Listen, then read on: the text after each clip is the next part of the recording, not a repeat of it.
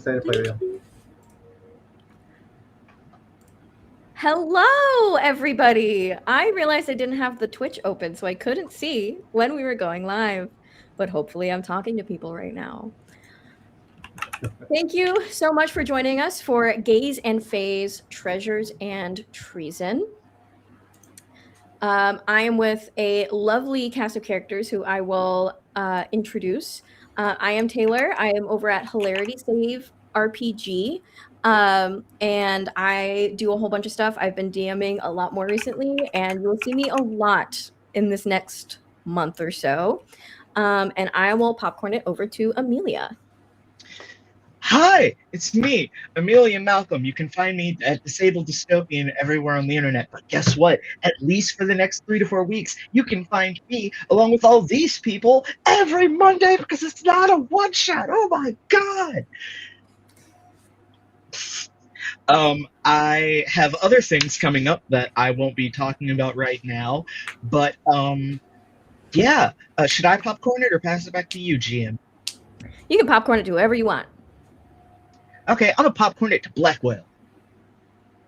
All right. Hey, everyone. How y'all doing? My name is Blackwell. You're every man in the TTRPG/D&D verse here on the interwebs, and I'm just here to show you that, hey, you could do this too. You can hop on the stream, tell a fabulous story with some fabulous people, and then you head back to your 9 to 5 the following day. Or if you're like me, you have a 6:30, 7:30, 8:30 wake-up call from your residential kaiju. Do we introduce our characters now, or do we wait Not for yet. that? We'll save that for in-game. Cool. As I said, I'm your everyman. I bounce around everywhere. I'm doing my best to just let you know where I'm going to be at. I'm going to pass this ball to Britt. Hi, hello. My name's Britt. I'm one half of Dungeon Dropouts. I will be here all month, but starting next week, I will also be on Game Master Monday. And like every 3 weeks, Friday night, I'm on my own channel doing the midnight tapes at midnight Eastern Standard Time. So I'm going to be very visible for the next month. Hi, friends. And then I'm going to go back in my hidey hole. So see me while you can. And then I'm going to disappear. I am going to pass it to Brina. Hi, howdy guys. I'm Brina, aka BBEG Brina, anywhere you enter the net.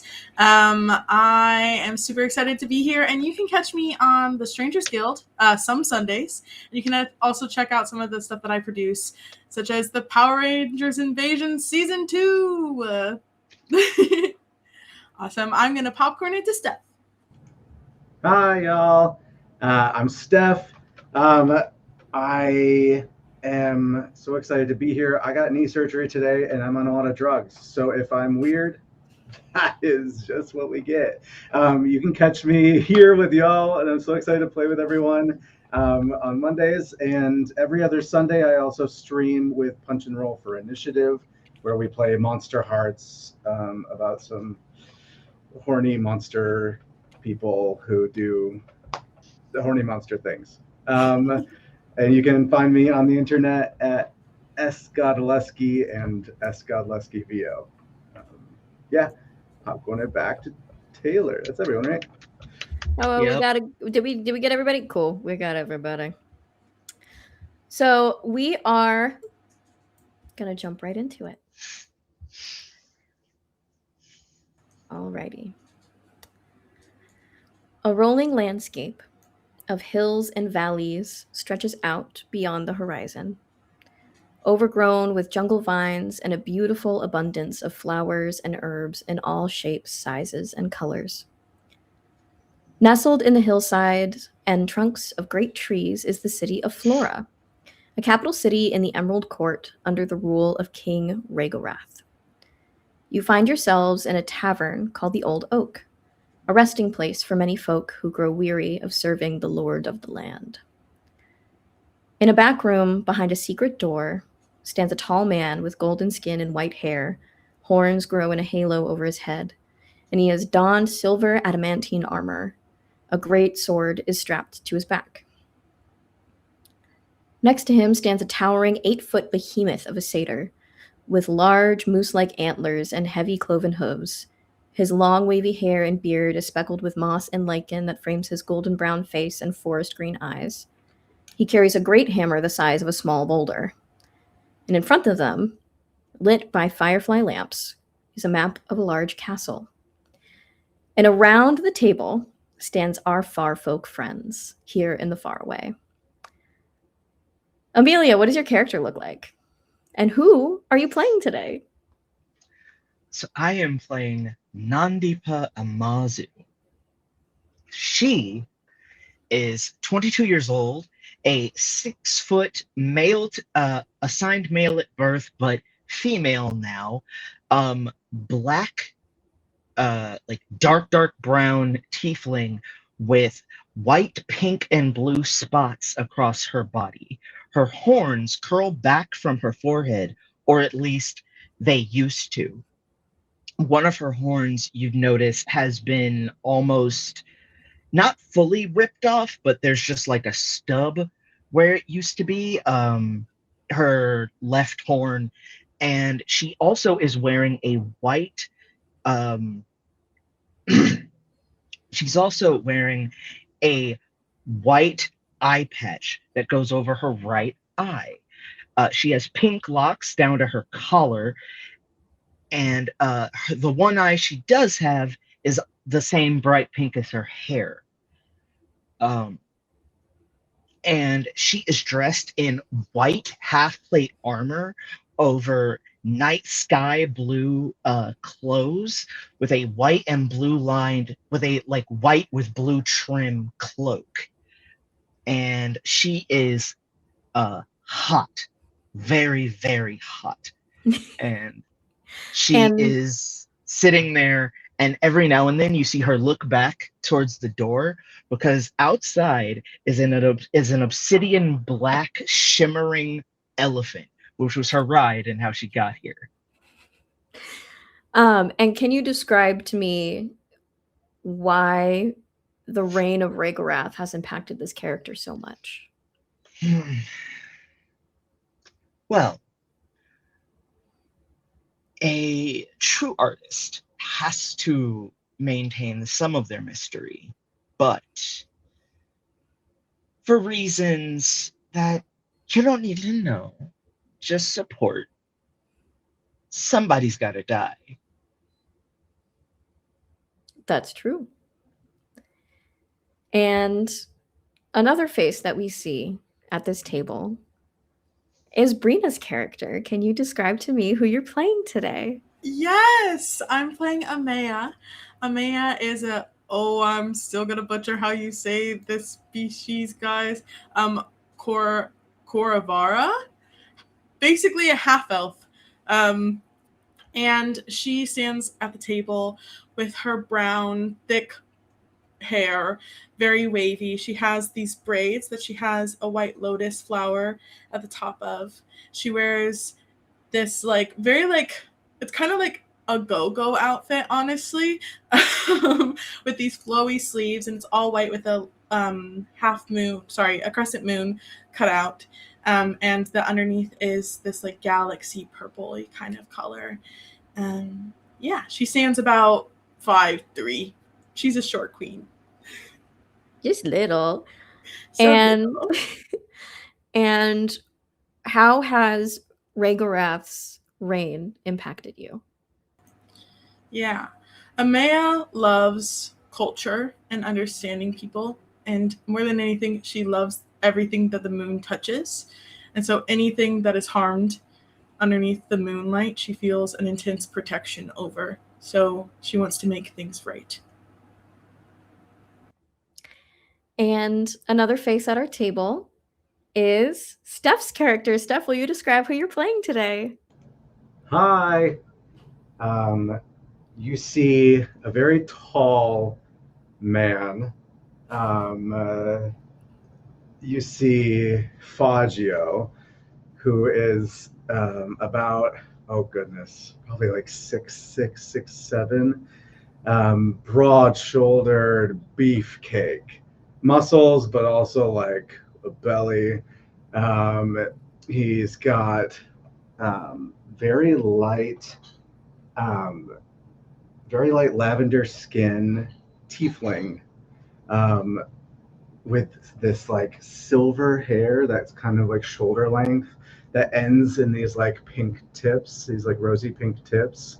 And it's always kind of, he's cast thaumaturgy to make it blow in the wind so many times that it's kind of a permanent effect on him. He has two. He has two white ram's horn horns that stick out the front, um, and they're adorned with rose gold and silver bands and little gemstones and rose like pink diamonds and um, sapphires. And he wears this gleaming plate armor that's silver and shining, and has these little iridescent serpent scales that kind of connect the bits. And he carries a long sword that's also always shiny. Everything about him is shiny, and a giant tower shield that's one giant mirror that looks like you could almost have just pulled it off from a wall in, a castle, that's outfitted into a shield. And oh, and his face, he's got, he's a strong brow, a strong chin, a cleft chin, and like big cheekbones. And he's just chiseled in all the places, and teeth that are always perpetually like shining. Yeah, that's Fagio. And how has Rhaegareth's reign impacted Fagio? Fagio was a performance duo with his partner. He would do like a Fey arena shows, and they would fight and put on these shows for audiences. And they had this whole performance that they were known, throughout the lands, and for their beauty and for their performances. And his partner is just like one of the most beautiful people he's ever seen. He came down with an illness, and he cannot figure out what is wrong with this person. The healers can't figure out the healers are stumped on a cure. And so Fagio, who has always been a protector and always kind of taken second, or taken, like let his partner be the star of the show, and has always been a protector, and has always highlighted and used his like giant mirror to reflect his partner and show like how beautiful they are to audiences. And now he feels alone because his partner is too sick to perform and too sick to even get around. So Fagio has set out to find out what is happening and the connection between the administration and what's going on with his partner. So excellent. And moving across the table, we see Britt's character. Britt, can you show us who you are playing tonight? Of course. So I am playing Kieran. Kieran is tall and lean, very, I would say, androgynous looking, very angular jaw, very Ruby Rose a la Batgirl, I would say, is kind of what I'm thinking. She has this like shit-eating grin on her face all of the time, where you can't tell if she's being genuine or if she's like antagonizing you a little bit. She's hex blood, and has like these pale silver green markings all over her. She has dark, like closely cropped hair, but there is a spot on the top that's like a bright white color where her hair is grown back in kind of weird, and she thinks it looks cool, so she's kind of left it that way. Her eyes are completely pale silver. There's no like visible pupil or anything, but she can see just fine. It doesn't impair anything. And her skin is like a deep, warm brown. And her markings, the silver green markings, kind of glow whenever she uses her magic.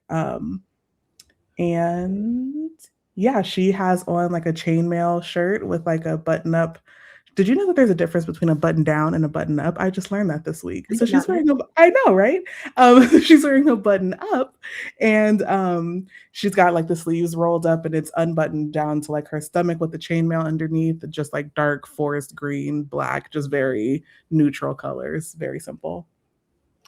Beautiful. And can you tell us what about Rhaegareth's reign has impacted her the most? Yes. So Kieran was previously, I would say, like an enforcer, believed in the cause, believed in the administration, believed in everything that they had going on, and came across something that led her to believe that she maybe was on the wrong side of history originally. And so now she is kind of on this path to figure out, kind of right her wrongs a little bit, and like with this inside knowledge, try to help make some changes. Beautiful. And last but not least, we see Blackwell's character. Blackwell, can you show us who you are playing tonight? I want y'all to picture the most fabulous person that you can imagine. Now put them next to Sayer, and it's just like, well, you went from a 10 to you're kind of leaning at a 6.5. You see this person dressed in all leather pants, leather shoes, leather jacket. Make that leather jacket crop top, zipped up. You see rhinestones and gems embedded in this all black attire. It looks like he shouldn't be able to move around a lot, but it's very, what's the word? Flexible? Let's say flexible. You see this person that has glasses over their face, these dark shades that hide their eyes, and again, blinged out on the rims on the side. You see a high top fade with what looks like a gem just kind of fashioned into their hair. They have gloves on, and in their hand is a violin. It's not a violin per se. It's a shield with strings attached and a blade sticking out of it. As they're sitting there in a chair, feet propped up on the table, looking around at everyone, just kind of waving at everyone like, hey, what's going on? How you doing? Oh, haven't seen you in a while. And as they tilt their glasses down, you just see pools of galaxies. Galaxies just bursting and shining in their eyes as they are a Kalistar. As they raise their glasses back up. And I think it's obvious to say that this is someone who's been blessed by the sun multiple times. The sun loves their skin. So black on black on black. Beautiful. And how has Rhaegareth's reign impacted Sayer? It took something from them. It took joy. It took wonder. It took whimsy. It took the party-like vibe that this world used to have. It took a lot more as well, but things that Sayer doesn't talk about. And kind of like what Amaza had said, somebody's got to die tonight. And if we rocking out the way to their death, by all means. I think the funny thing is, it's not just one elephant that's outside. There's two. We have a black elephant, and there occasionally you hear steam just as there's another elephant, this bronze looking creature with gemstone for eyes. And instead of a mount, it looks like a mini stage, like for someone to stand on. Is there a prop-up mic that comes in and out of it? Maybe. Does the trunk act as a speaker? Maybe. Does the ears flop out like a bass system? Maybe. You'll find out. I think that's the best Steel Defender I've ever heard. I think that wins. That's it. For those who need a better image, imagine what is it? From Mighty Morphin Power Rangers, the Mastodon. You're getting very close. That's beautiful. I love this. I'm so excited already. Alrighty. And as you guys have gathered at this table, Aurelius, the golden-skinned man before you, begins to brief you on a few things. Thank you all for coming today. I picked you all personally because I've seen what you all do for the community, and I think considering our mission here, you might be just the best fit we have for it. Caring enough, but not so over the radar, so to speak, that you won't be able to get into this party. Now, I've been able to secure you invitations and a map. Thank you to our man on the inside. We do have one in Ragarath's guard that has more than one purpose there.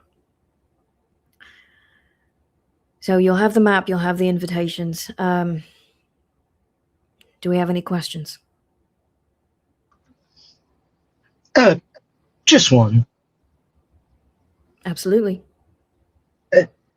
I'm assuming my comrade here was going to ask the same question. We are booked as the main attraction, right? I mean, that's the only booking that makes sense for us. Yes, but it was weird. They had us. You can't work there without also being invited.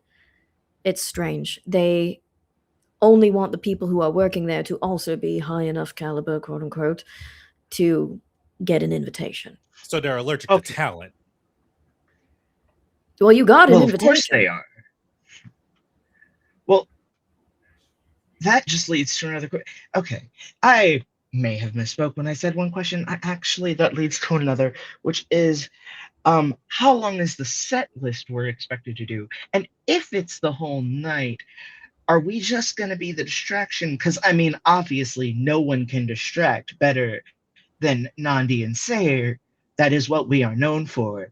But I just have to double check exactly what our job is, because I don't know if you remember what I said, but somebody has to die. And I prefer I be the one to do it. Yes, don't you worry. You're the opening act, so to speak. And then he wanted some Opener. boring bullshit from some of the nobles. One of their sons is an aspiring bard, and let's just Sayer, say that you are the only talent that night, but you're just the opening act. Sayer, I know we're supposed to be able to get on stage and get off stage quickly, but I don't know. Do you think maybe some justice, maybe the headline should, have an accident? Because something about opening act just is so insulting for us. Opening is basically the run-of-the-mill talent, the people that are trying to make a name for yourself. Nothing bad about that, but this is Sayer. This is SNN. You want Exactly. us? Exactly. This is SNN. You know what? It's okay. It's okay. That's not the real reason we're there. Let's. It's okay. It's okay. You may not be opening the night, but you'll be closing out his reign. You're right. That's why I'm bringing it back in. That's. Now, I can't promise that I'm going to steal the whole night away, though. I'm sure that you will be who they are speaking of for the rest of the night, and not. I think his name is Gideon, but. What kind of stage name is Gideon? We have Fagio over here. That's a stage name, and they got Gideon? I don't like it. I mean, my surname is quite literally Amaze. Sure, you change out one of the letters, but it is Amaze. But again, it's okay, because the most amazing thing that'll happen that night is he will die. So we just need to.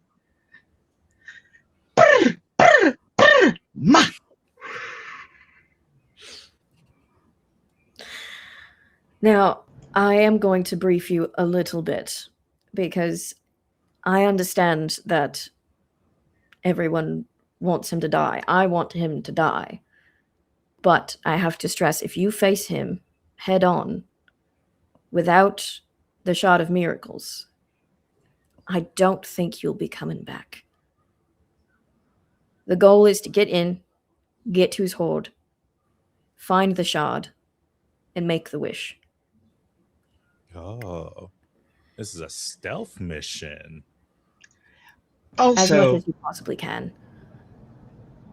Also, and I reach into my trim robe or my trim cloak, and I pull out a about fist-sized marble, and I set it down, and inside it is it is glass. It is a glass sphere, and inside it is a hot pink eyeball.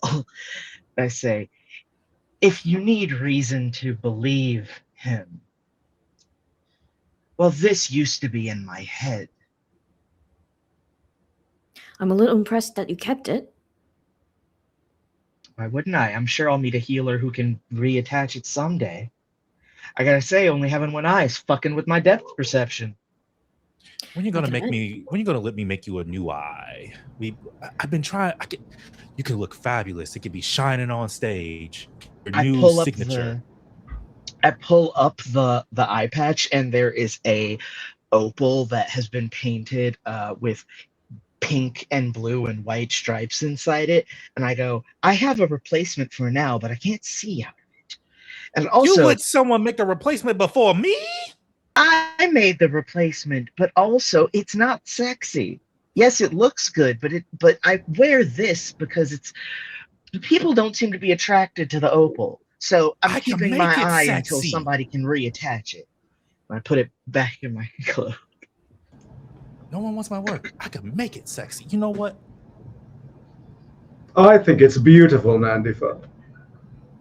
Thank Absolutely you. stunning look. Thank you. You can't pay me any compliments until the mission's over because I might get distracted. I have that effect. They're gonna eat Yes, you alive. 3 times. 3 times. The I goal was wasn't ready. once. I wasn't ready for come up to the lab. I wasn't ready for that. See what's on the slab. All right.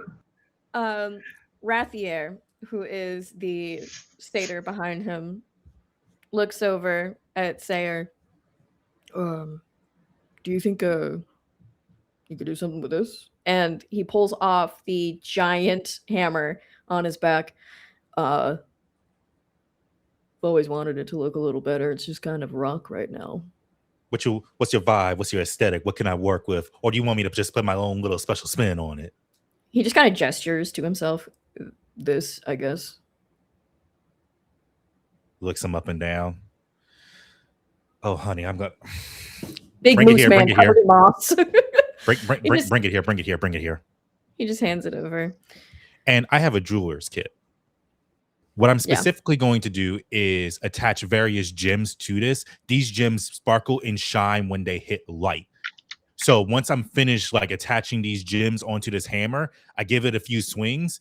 Everybody in the room gets like a limelight on them as the hammer moves. It's like a spotlight effect. That's really cool. GM. Yes. Requesting permission to roll a history check for roleplay purposes. Sure. Great. Aurelius just looks at Rathier and goes, that really suits you, darling. I like it. 18 plus 3. When he said Rather, when he called Rather darling just now, was that like, are they a thing? Oh, they're in love. They've been in love for centuries. Okay, because, well, Nandifa hears darling and looks at Rather and moves her hand over her face, and for just a second she looks like a gorgeous different facial structured light-skinned black man with very loose curly hair, essentially like bad era Michael Jackson in the face for just a second. And she did that because she's pretty sure she's hooked up with him before and didn't know he had a lover, but this was the face she was wearing when she did it. So she's checking to see if that she's got the wrong satyr. He just goes, oh shit, it's good to see you again. Oh yes, darling, you told me about that wonderful night you had. Congratulations to the both of you on that one. Back to Nandipa's regular face. As long as I'm not causing any problems for people that don't deserve problems. Oh no, when didn't you know know. someone for centuries, it's you get a little open, you know. Love only What does multiplies. Aurelius look like? He is a like 6 foot tall, like gilded gold skinned man with white hair that goes down to like his mid back, and he's got these golden horns that form a halo on his head. And his eyes are completely white. And she'll look at him and say, well, I mean, I wouldn't mind. In fact, I'd be very interested in seeing more of your shine when this is over, if you understand my meaning. He just like cocks an eyebrow. After the mission, darling. That's exactly what I said. And with the hand that's not positioned like this, just goes over to Sayer for a low 5. And Sayer is like just and still leaning back in the chair. You see the hand come out, claps it. You were undressing them with your eyes. Naughty, And I do that to naughty. everyone. Listen, when I look at someone, it's not too long before they get naked, so I'm undressing people all the time. And yet you haven't done that with me. Shame. We work together. And You'll, the best form of romance. you'll all be working together. Now, back to more graver business. Another reason why we are. Oh, yes. Did he already hand us the map? It's like spread out on the table, so you're all able to see it. I think while all of this is going on, Amaya's a little shy, so she's hiding behind Kieran and just like with her glass blowing tools, like making little buildings to put on the map, like peeking out, setting it down, peeking out, setting it down. So it's more like 3D. Well, ain't that a fancy little trick? Thank you. The moon taught it to me. I want to protect her, but it's my sole mission to try and kill her this game. Damn it.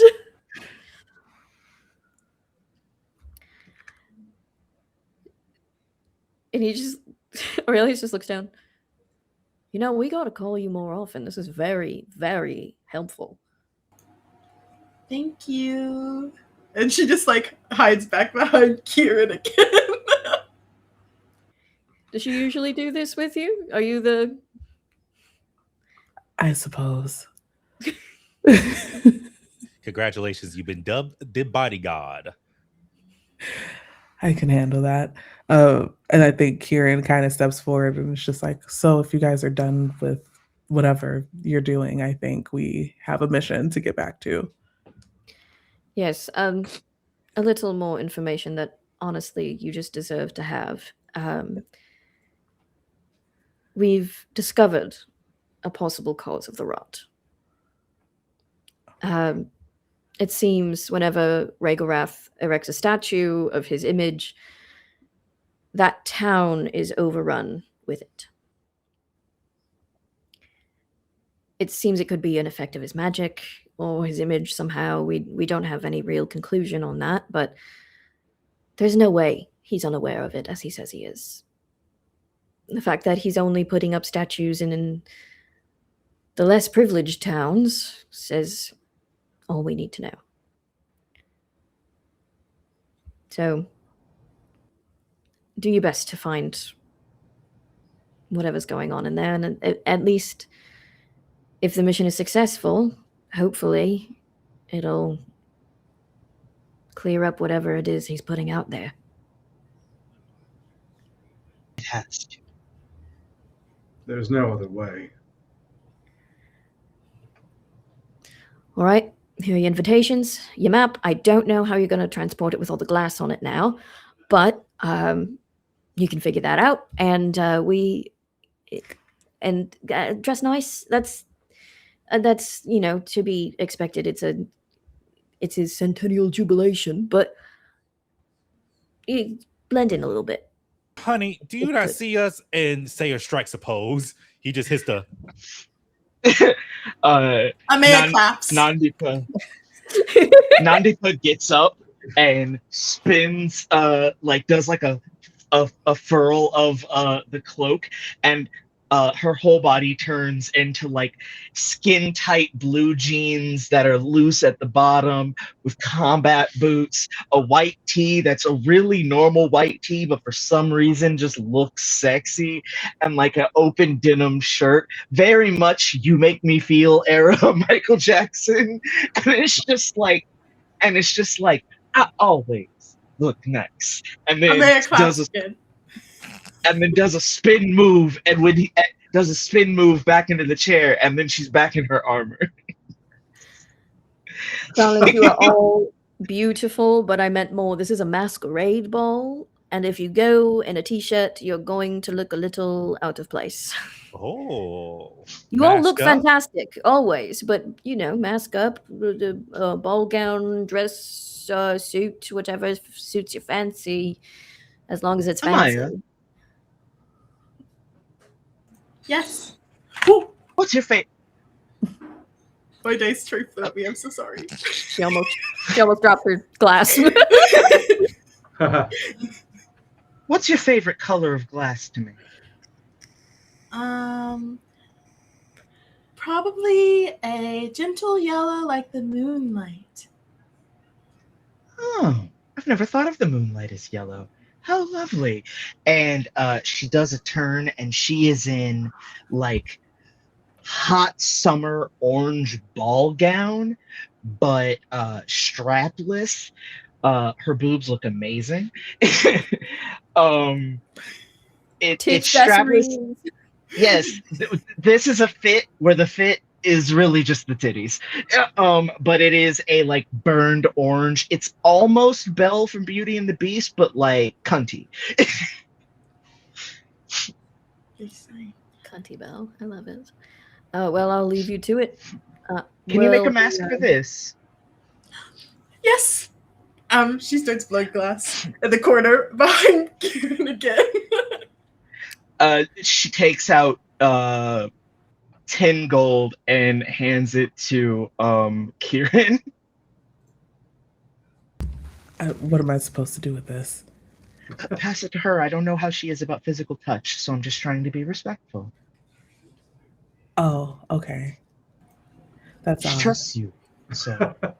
Okay. You can keep it, Kieran. Thank you.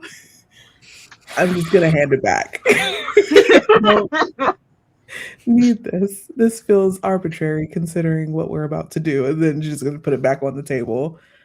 Talent should always be compensated, but I'm grateful. We'll be a couple miles away. Hopefully that distracts him enough for you guys to be able to get into his hoard. It at least will cause a commotion. If he shows up, he shows up. And then Rathier goes, if we die, we die. No, darling, we're trying not to die. That's kind of the point. That's the spirit, Rathier. He's got a point. Yes, but I don't want to think about it, I'd like it to be fast. I'd like to not expect it. We're going into the den of a dragon to steal something from them, to wish them away.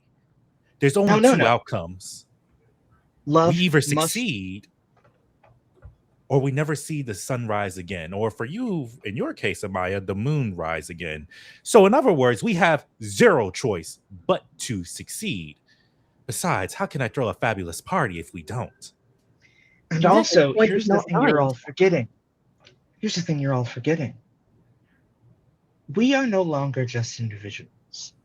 The minute we sat down and all established that something painful had happened to all of us and we had a shared motivation, we became heroes.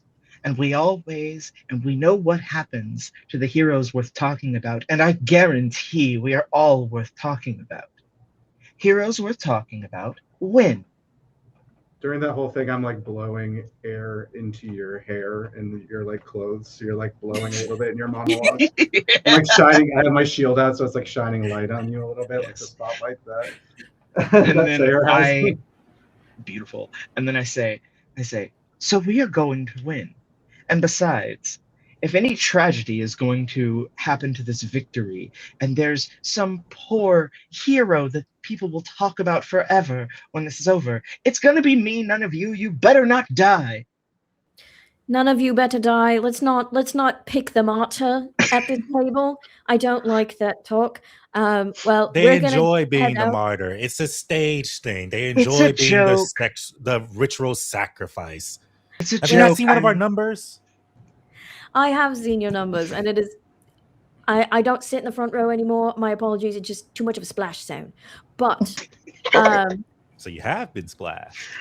yes, Oh. once, and I can't wear that outfit again. So we're gonna head out to go attack the southern borders, and hopefully we'll see you all in the morning. Find Claxus. That's the man on the inside.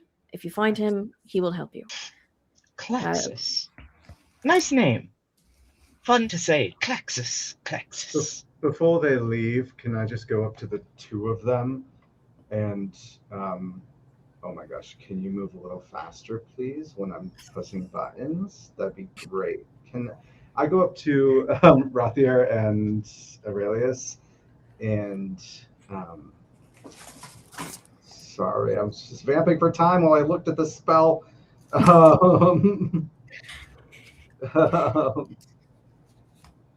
Oh, this is one person. You know what?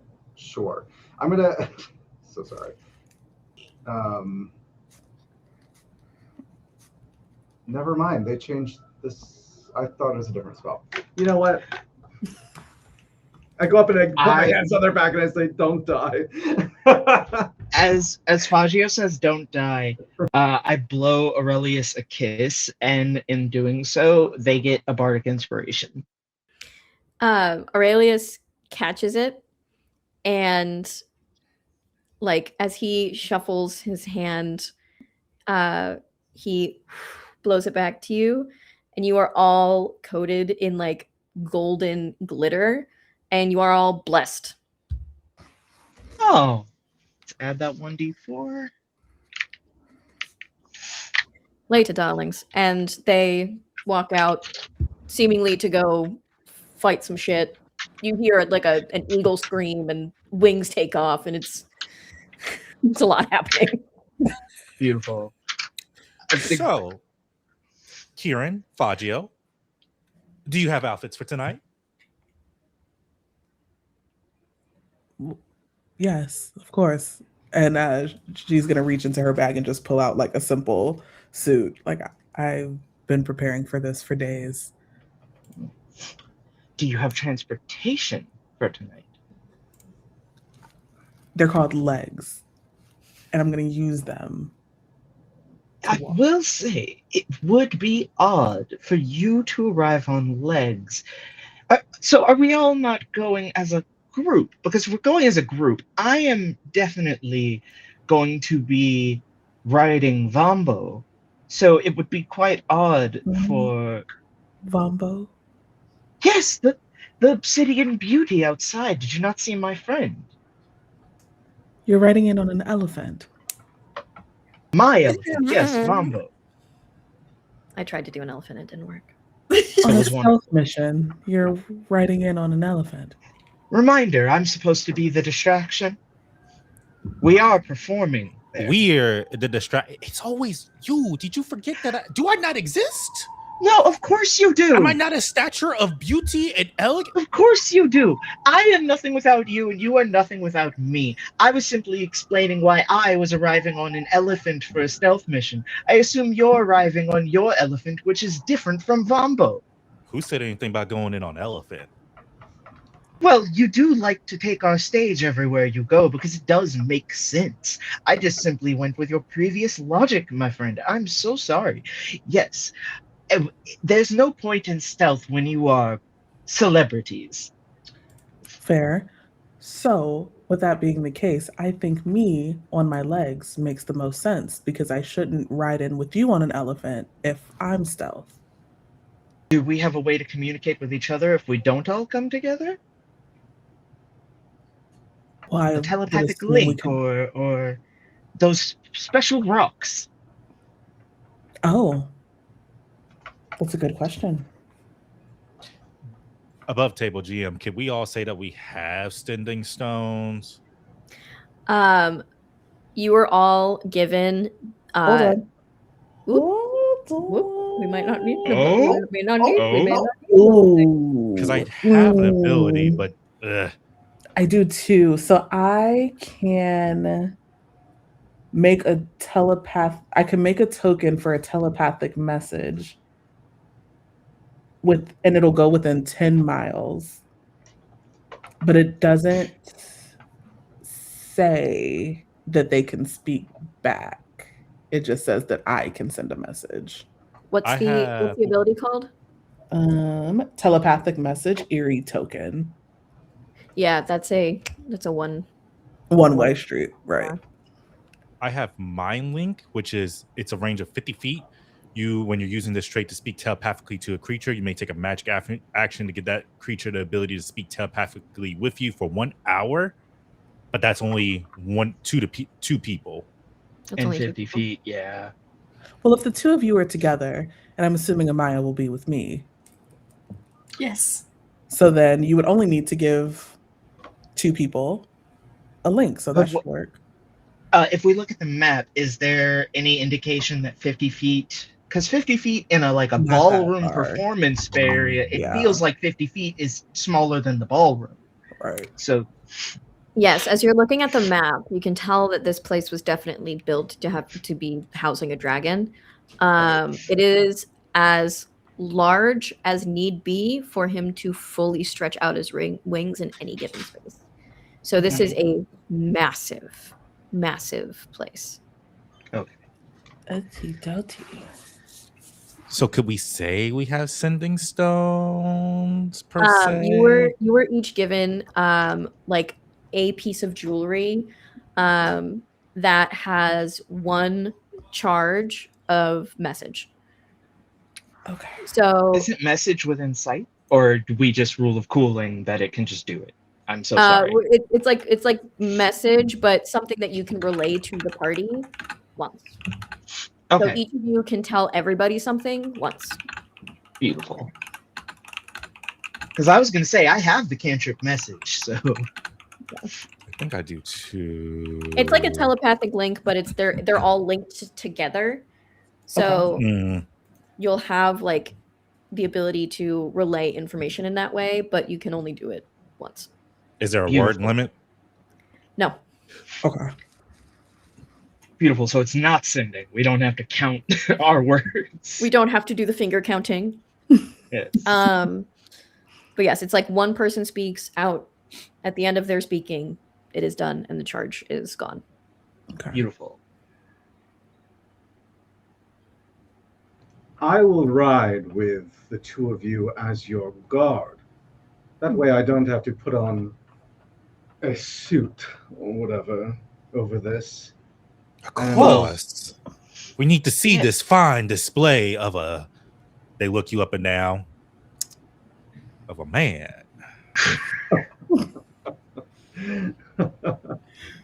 I am very used to the way you just did that. Oh, I'm sure you are, What darling. Response. I love this statement. Takes one to know one, shall we? All right, so as you are all getting ready, can you describe the fit and the hair and the jewelry to me? Because I need to know what's happening. If I may, would like to go first, and then I have to BRB for like 5 minutes, and then I will be right back. Okay. So I know I said before that we're thinking Cunty Belle when she danced with the beast. However, I need to establish just how Cunty we're actually going here. So first of all, it is it's tight everywhere that it can be tight, but around the legs it's a little bit more open. But instead of one slit that goes all the way from the base up to the thigh, it's a slit on both sides so that her legs can move as freely as she wants. Then there is a I forget what the actual term is called, but there is a rose cut boob window that's highly detailed, and then there is a sort of like jacket over it that is actually just the same cloak that she always has, which is the cloak of many fashions, so that she can change her appearance whenever she needs to. And the cloak, it looks right now sort of like a mixture between like parts of it are leather and parts of it are lace, and it is sleeveless. It cinches at the waist, and then it goes about just maybe a few inches short of where the dress ends. And she has boots that at the moment don't have heels and go and stop just shy of the knee area, that are a beautiful black and orange. And she has also modified her hair so that it is not hot pink, it is black and orange, and it's actually not even in locks right now. It is in two afro puffs, one puff being orange and the other puff being black. And she's also changed the color of her good eye and made it look that she has two rather than having an eye patch. And she's also completely removed her horns. And also, I forgot to mention, she is a special kind of tiefling, so she is also hiding her wings in this as well. Um, the right eye is black, but the left eye is orange. And also, she did make her boobs one whole cup size bigger. The spine. The spine. Ow. She's got a strength of 13 and a constitution of 15. She can handle it. They went Strength to hold up the yitties. they went from being like a B to a C. Okay, so we're not talking F cup. Cool. No. We're within reason. I can't perform if I give myself back problems. We're not giving it the One Piece treatment here. No time skip Nami. I think More like Amaya time gives skip you Robin.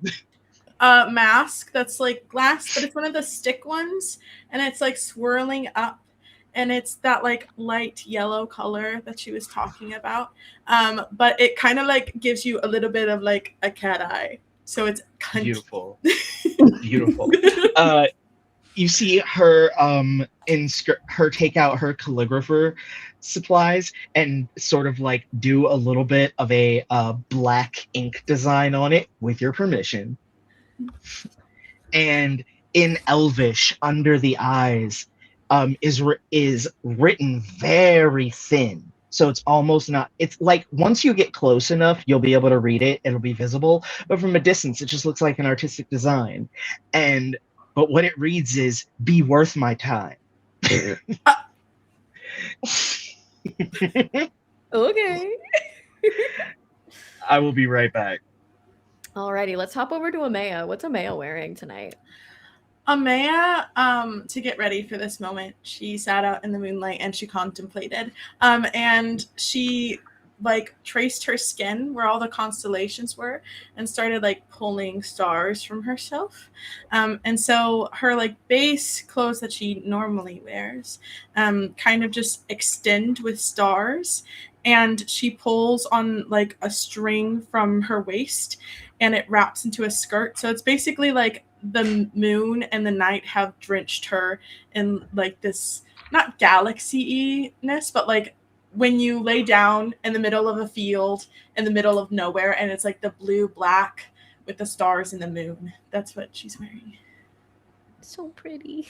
I love that the moon dressed her. She's so cute. She's so fucking cute. Steph, what is Fagio wearing? Yeah, I think he will just. I mean, he looks awesome all the He's time. old up. He's I'm old up. I also have armor of gleaming, so my armor never gets dirty or smudged, so it's always kind of permanently shining. and yeah, I think he's got his hair kind of permanently billowing. He has a cloak of billowing that's always kind of billowing. He's just wearing armor. I think he's gonna like be. I think his idea is to be the guard of this band. So Will he be wearing a mask tonight or no? Could I fashion your mask for you? Normally I'm against hiding my best features, but sure, cover it up. We love a mystery. Oh, don't worry. All of this, and they gesture to your physique, will be on display. Oh, you flatter me. Don't stop. And I want you to imagine opal, like the stone opalite. This gem that goes through spectrums of colors. I want you to imagine a gargoyle mask. A mask made of pure opalite. As I never said how tall Sayer is. They're like 5'11". They have to stand on their tippy toes to get the mask over your head, onto your face. Perfection. He could he sees you trying to struggle, and he gets on one knee like you're knighting him. Oh, I do love when men kneel. Puts the mask on your face, and every time you move your head, it goes through a variety of colors, from soft to warm to neutral to sometimes all black, depending on if no light's hitting it at all. Just pure obsidian black. You've outdone yourself. He's like looking at himself in his sword. He has his long sword down. He's just looking at his reflection. Oh. And I made sure to keep your eyes more vibrant, as there is we'll just say like a prestidigitation spell always going, so that his eyes are popping through. Thank you. I gotta make my crew look good now. Just because I look fabulous doesn't mean that you don't look fabulous. And always remember, I would die for you. And that's all. This is a man straight out of like a romance novel cover. I think Sayer bows and says, "It's always good to know that one of the elders supports you." Because I imagine that Faggio is older than Sayer. How old is Faggio? It's an awesome tiefling's age at like a normal human rate, right? Yeah. Yeah. He's probably like he's like 45, but like, you know, his flawless skin and it's just cut and oiled up. He's like kind of getting into middle age, but yeah, still juicy. Juicy. I don't know if I like that. I don't know if I like that. We're gonna use that word now for for men that are like souped up. It's like, oh, you're juicy. Every time I say something unhinged today, I'm just gonna blame the drugs, you guys. This is the space to do it, though. Your unhinged is welcome here. Juicy. All right. Yep. Juicy. That's Faggio for you. Alrighty, Britt, what is Kieran wearing tonight? Ooh. I think Kieran would wear like a fitted, I want to say burgundy, but I feel like it'd be deeper than that. Maybe like a deep wine or like an oxblood kind of color suit. With the sleeves rolled up. I feel like they wouldn't wear like any kind of shirt underneath, but they would have it buttoned all the way up with like a silver necklace peeking through a little bit, with their hair a little bit slicked back, and then have like rings stacked on their hands, like 3 rings on like a couple of fingers or something. I don't know. I don't wear rings like that, so I can't imagine it, but like they wear like rings and like some deep eyeliner, I feel like, around the eyes, just to give it like a mysterious kind of look. But everything is still very practical to be able to move around and do what needs to be done. Nothing too flashy. Beautiful. Steph, real quick, can you refresh your captions because they're no longer showing, I think.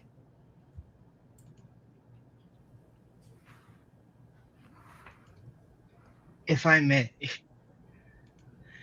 there's one thing I'd like to do if we're all together. 1 second. I want to get Blackwell's description, but we're Oh, figuring out. I'm test so captains sorry. really quick. I thought No, I came you're all in good. when everyone was done. It's being strange. I think it's. Oh, it's working now, right? Let me see. I'm talking, Yes, you're and good. this is being captioned by the machine. Okay. Yeah, you're all good. All right. Thank you for bearing with us through the technical difficulties, everybody. All right, Blackwell, what is Sayer pulling up with? There's so much bling happening. I need to know. So, looking it up real quick, they're gonna come in with this suit made of raven feathers, right? Right. You got these short suit pants that are also made of raven feathers. More so like there's raven feathers insignia on the side of them.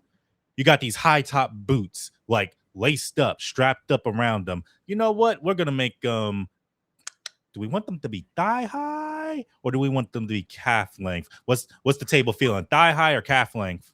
Thigh. We're gonna Bye. go with Thigh thigh high, high. thigh high. Bye, darling. Oh, they definitely got a heel then. They got to have a heel. As you see, as again, kind of like with the opal, when he moves, the raven feathers go through a hues of blues, greens, and purples, and sometimes just straight black. He has a raven mask over his face and has a raven ring on his finger, and he just says, "Look at the ring, darling. Look at the ring. Look at the ring." Beautiful.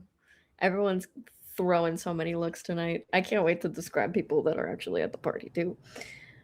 Alrighty. If I may, Mhm. I'm gonna start with Nandipa will approach Amaya and say, "Darling, how do you feel about touch from me in public, respectable areas, of course, just wherever you're showing skin in your outfit this evening?" That's okay. She reaches out her arms. Wonderful.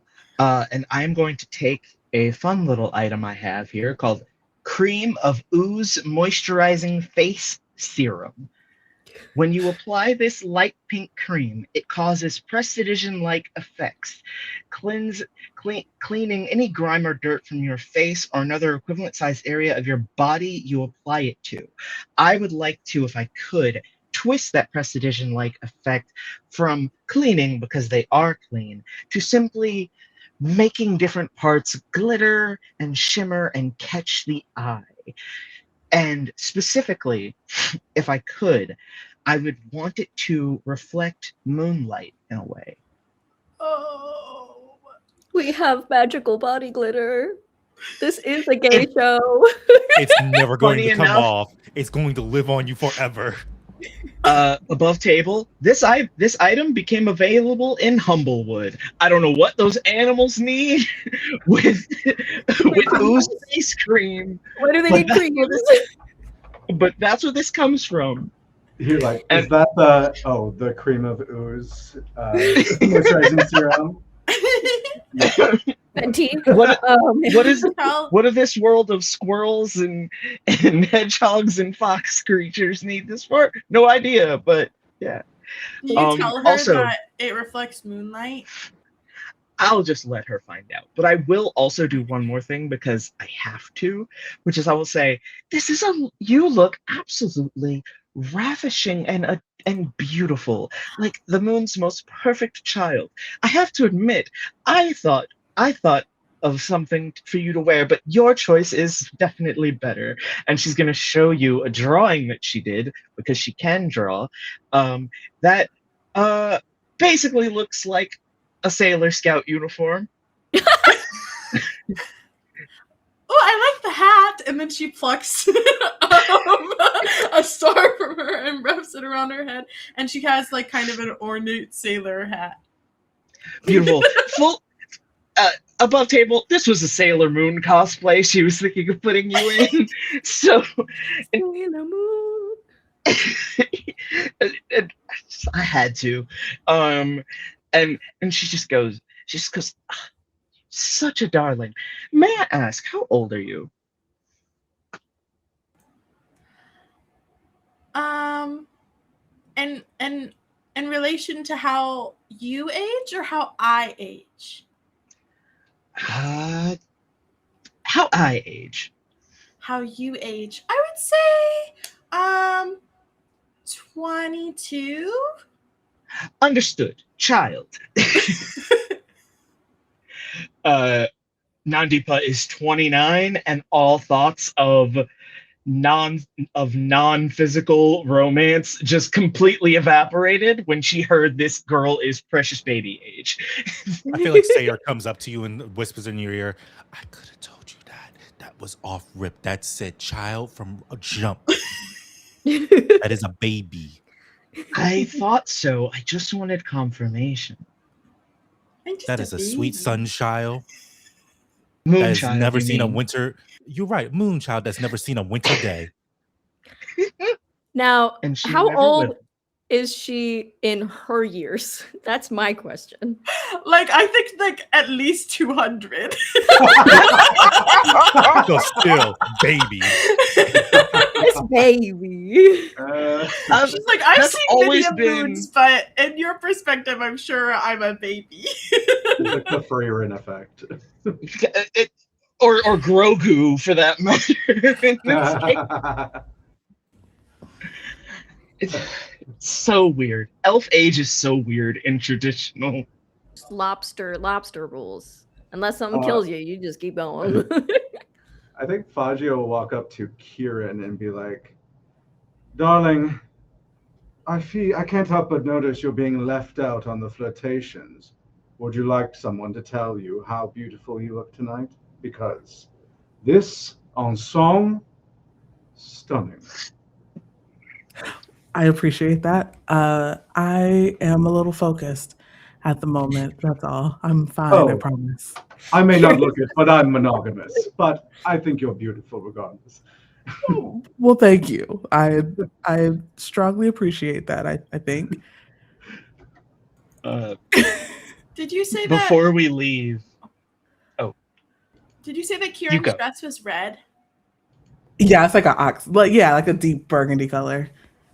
I think that when Amaya walked into the room and saw you in your outfit, she went to the corner again, but not hiding behind you. She's like tucked into the corner, and she's making something, and she makes you these like kind of like blood droppy earrings that match your dress. Love putting them on immediately. So Thanks. cute. I mean, I feel like she kind of accepts now her bodyguard persona. Now she's like, I got you. Yes, I will protect you at all costs, actually. If I could do something very funny. Absolutely. Fagio, if you permit her, Nandipa is going to, wherever you are exposing skin, rub you down with the cream, your face, wherever in your features your skin is exposed. Kieran, she will present it to you, assuming that you do not want to be touched. I don't do glitter, but I appreciate the thought. And everyone else looks great. Yeah, this is a good idea. And then she'll look at Sayer and say, partner, You rang. catch, and throw it across the room to you. Catches it. You know, this could be used as. They stick it in their pocket. She is not giving you a rub down. You would know every time she pulls this out, she never applies it to you ever. She gives it to you to apply. And keeps it every time. You never know when you're getting it back. Hey, we're rich. She'll just get more. I think Sayer comes up to Kieran and asks, "What's your favorite animal?" Oh, I don't think anyone's ever asked me that before. An owlbear? Give me one moment. And in less than 5 minutes, he comes back with a ring that has the symbol of an owlbear on it. What size is your hand? Like, where would you want this if you would want it? Like on my middle finger? Oh, absolutely. So you can flip off these motherfuckers that ain't as stunning as you. He presents the ring to you. Absolutely putting it on. I love that I'm now dripped out. You got no choice in this party. And I think Sayer would say, just like our other bodyguard, you need to look good. I know that you are more the serious, like we need to lock in kind of sort. But you could be fashionable I too try. while locking in. I suppose I will try. Uh-oh. Whoa. Uh-oh. What's the uh-oh? My screen shut off, but you guys can still see me, so there is no uh-oh. We're all good. Yeah. I That can was still so see you. strange. Okay. All right. So how are y'all rocking up to this party? I know we joked about it. Could we come in via airship? Didn't you say airship was a common magic item? Yes. Yes. I told you could have as many common magic items as you want because they're fun and silly, and it's not like you're bringing an airship into the party. So That's only if the party wants that. If someone has a better idea, by all means. Because I'm basically going to be blasting music like it's a JBL speaker. Okay. I think Amaya, if Kieran still wanted to walk, Amaya would walk with Kieran. Yeah, I don't think showing up in an airship makes sense if I'm supposed to be stealth. So I will walk. But you guys have fun. For actually, Fagio go first, and then I'll answer for Nandipa. Well, I think it makes sense for you two to fly in as the main attraction, and maybe the rest of us can walk it, or maybe someone wants to ride Raoul with me. Raoul? Raoul, and then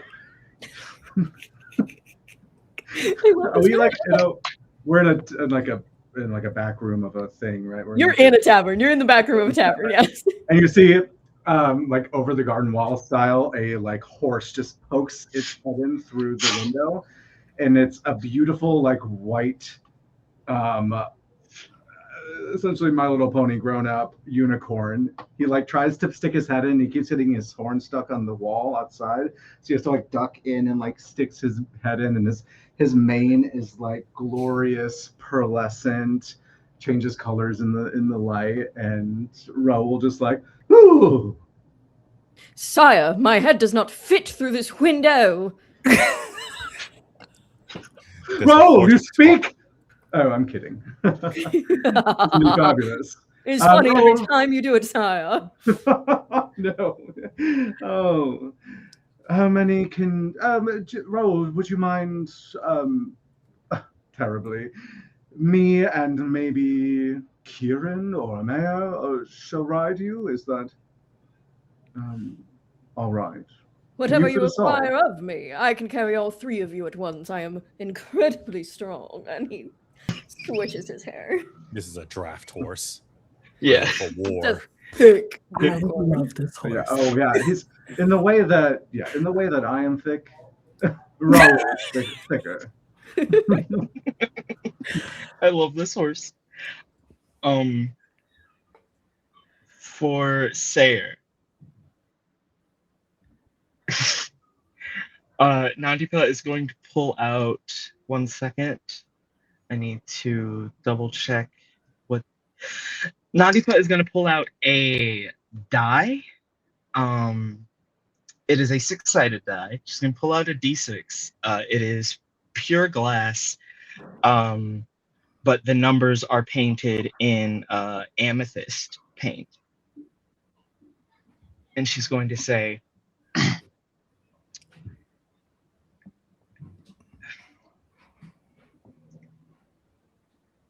I'm going to roll this die.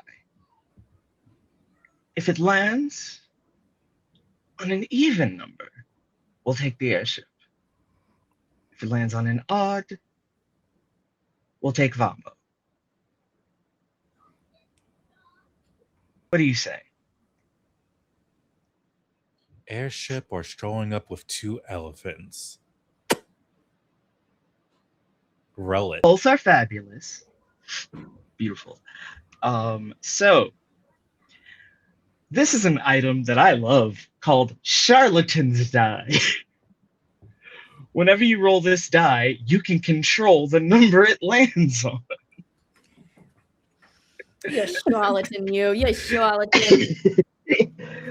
And it is going to land on a winning number for Nandipa, so we are taking the elephants. And I feel like Sayer knows the type of die that this is, but still entertains it as he's like, fine, I won't call. I was going to call in that favor. Listen, I don't think fighting. I think I'm going to potentially face my fear fights enough fighting a dragon tonight than to get on that death machine in the sky. Amaya pokes her head between you two and goes, "We can leave in the airship," and then backs away. Amaya really wants to see the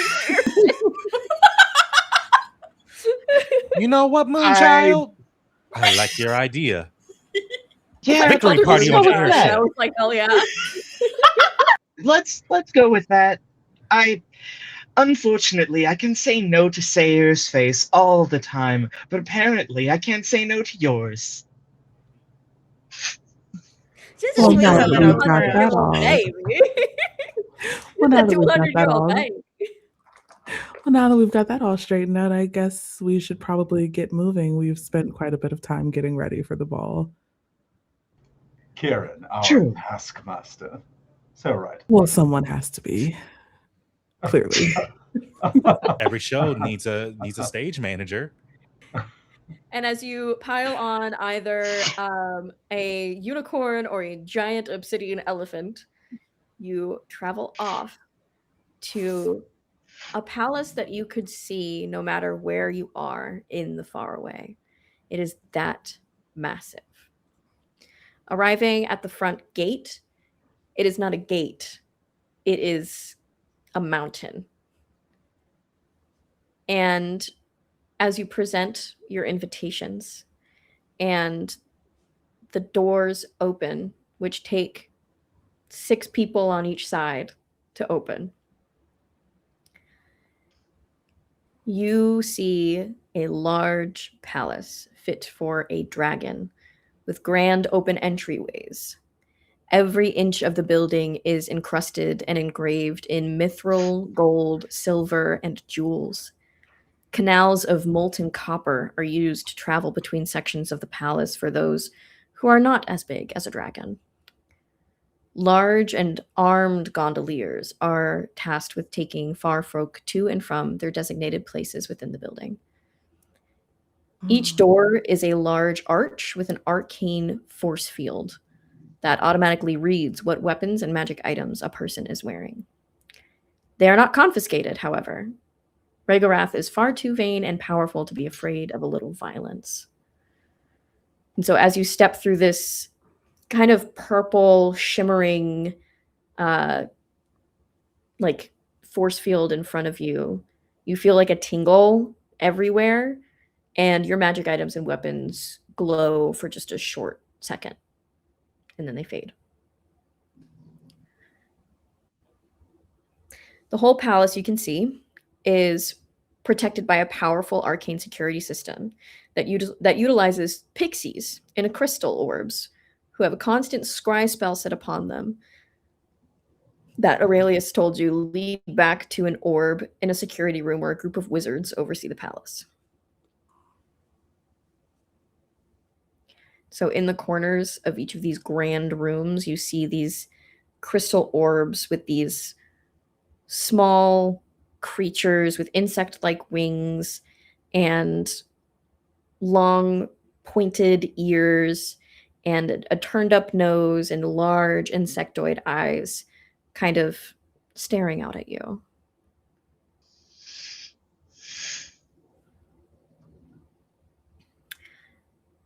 You are led to a gondola where a very tall figure. You can't really tell what he looks like. He's got a bird mask on his face and is cloaked, but you do see the heavy broadsword he has on his back.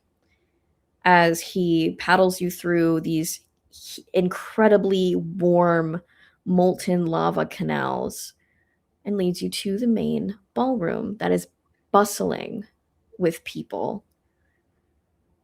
There's a drink table, a snack table, like a ballroom dancing floor. There's a beautiful balcony that oversees the entire faraway. And at the head, in the very back of the room, on a throne about the size of the entire wall, is a 5-headed monstrosity laughing and joking and chuckling and schmoozing with anyone that will come up to him with a drink in each hand, a different head sipping each one.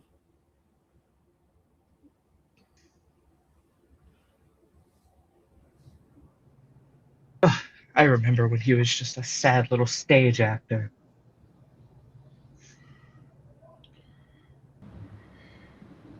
How far they've come. Well, it stops tonight. I rub at the place where, my eye patch is. It's hidden, but Yeah. Similarly, Faggio is usually so cheery and always cracking a smile, but his eyes are dead set determination. He's just like in a scowl looking at this creature. It's the finale tonight. Gotta have a showstopper of a closing, right? well, that's why we're here, isn't it? And I will look for the first person that looks like they work here. There's a couple guards around. Really, the only person that looks like official and that they work here are the guards, and then there are the support staff who do like the cooking, the cleaning. They're bringing out trays of hors d'oeuvres and stuff. You see, let me roll up to my NPCs. You see a scrawny rabbit folk wearing like the servant's uniform with large round spectacles, carrying a tray of food above his head, just kind of walking around. He comes up. Would you care for an hors d'oeuvre? I would, and you are just lovely. Would you mind bringing me someone I can speak to disrespectfully, because you are a gentleman. I take an order. Oh, well, I do recommend you do not speak to most staff here, especially the guards, disrespectfully. They do take that quite seriously in this palace. But I will find you someone who is more in charge than I am, perhaps. I would appreciate it. My rider was very specific on things I needed for tonight's booking, and it has not been fulfilled. So I'd like to speak to someone who can fulfill it, preferably someone who deserves disrespect, because you, my good sir, definitely do not. He kind of just like looks around a little bit and then he leans in. Just be very careful with how you talk to the more important people in this palace. People have been killed for less.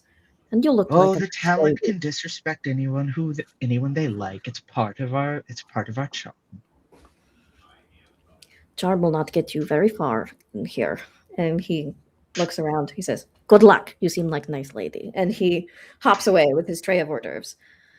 And then as he goes over, he speaks to one of the like head guards, because they are who would probably be escorting you places. And a large elven man with long pointed ears that come like over his head. He's got graying silver hair and a stubble that's like kept clean. He's got like that short shave going on. Decked out in his draconic armor regalia, epaulets that go out to here, all obsidian black with a deep red crimson cape. And he's got his halberd with him.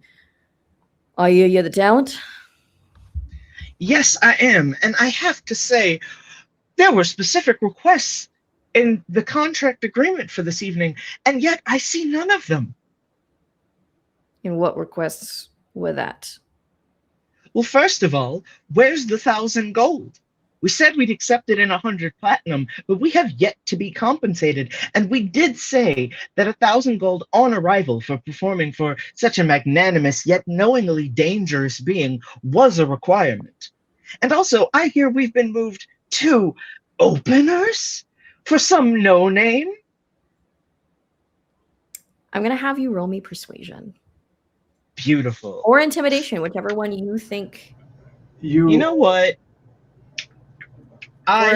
For a high guard, there's going to be probably a DC of like 15. Nice. I'm gonna give them a bardic inspiration as not say your character's name again because I'm gonna butcher this. Nandipa.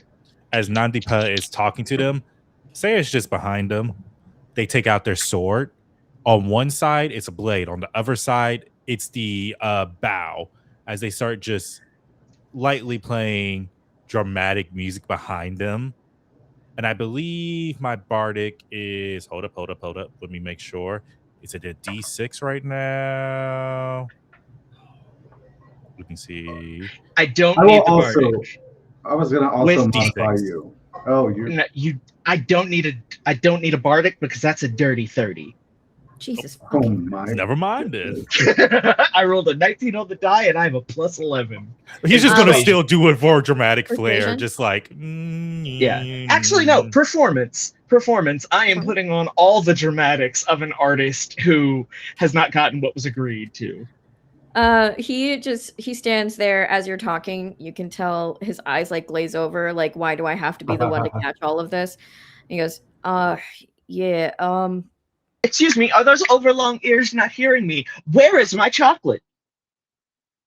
There's chocolate on the table. You can No. You can perform or not perform. Either way, doesn't make much difference to me. You were recommended by some git out in the Emerald Court. I don't know. Just Rhaegarth is thinking of this as a favor to you. So if you don't want to do it, that's fine. He's more concerned with that Gideon kid getting his turn in the spotlight. So the number one performers in all of the Fae, some of the only people outside of politics that have crossed every court and performed for everyone and been given 5 stars everywhere they go. And you think this is a favor? To me, if anything, this is a favor to you. He just kind of I could have been somewhere far grander this evening. You can leave. I think Sayer steps up and says, my apologies. My partner in crime here is very particular in how things are run. Who is this Gideon? You seem the contract was signed. You seem to have some feelings about them. Yeah, he's just some little bard that is one of the high courts, one of the rulers of the high court's kid. I don't know him, and so whose kid is this? Like, what? Who they hail from? I would love to meet them if possible. His name is Gideon Vinsley. He's Volpanen's kid. Volpanen is the head of the Sapphire Court around here. Are you? I'm from the Sapphire Court. What disrespect! I got this. Breathe. Remember your breathing exercises. Into your nose, out through the mouth. And just storms off. Goes and is gonna find someone else a little bit more amenable and just make a scene. Until showtime, this is the distraction. A diva. Performers, right? I guess I don't meet many. Well, you're in luck. You've met 2 famous performers, but I'm more interested about this Gideon. You said they're part of the Sapphire Court. Yeah, he's Volpanen's over there, and you see he's pointing to a snowy white fox folk with long flowering branches coming like horns out of their head. And the tips of their fur end in pink. And they have these like fine white robes with this iridescent trim. And as they walk, flower petals are like brushing off of their feet. May I go speak with them if that permitted? I mean, yeah, if you were invited here, you can shoot your shot. I can't tell. I can't say anybody will talk back to you, but you can do your best. Absolutely. And what was your name, good sir? My name's Gorgo. What was that? You seem to be. I seem to have lost you. It's Gorgo. Why are you ashamed of your name, Gorgo? Well, people make fun of it. Say it It's makes a- me sound stupid.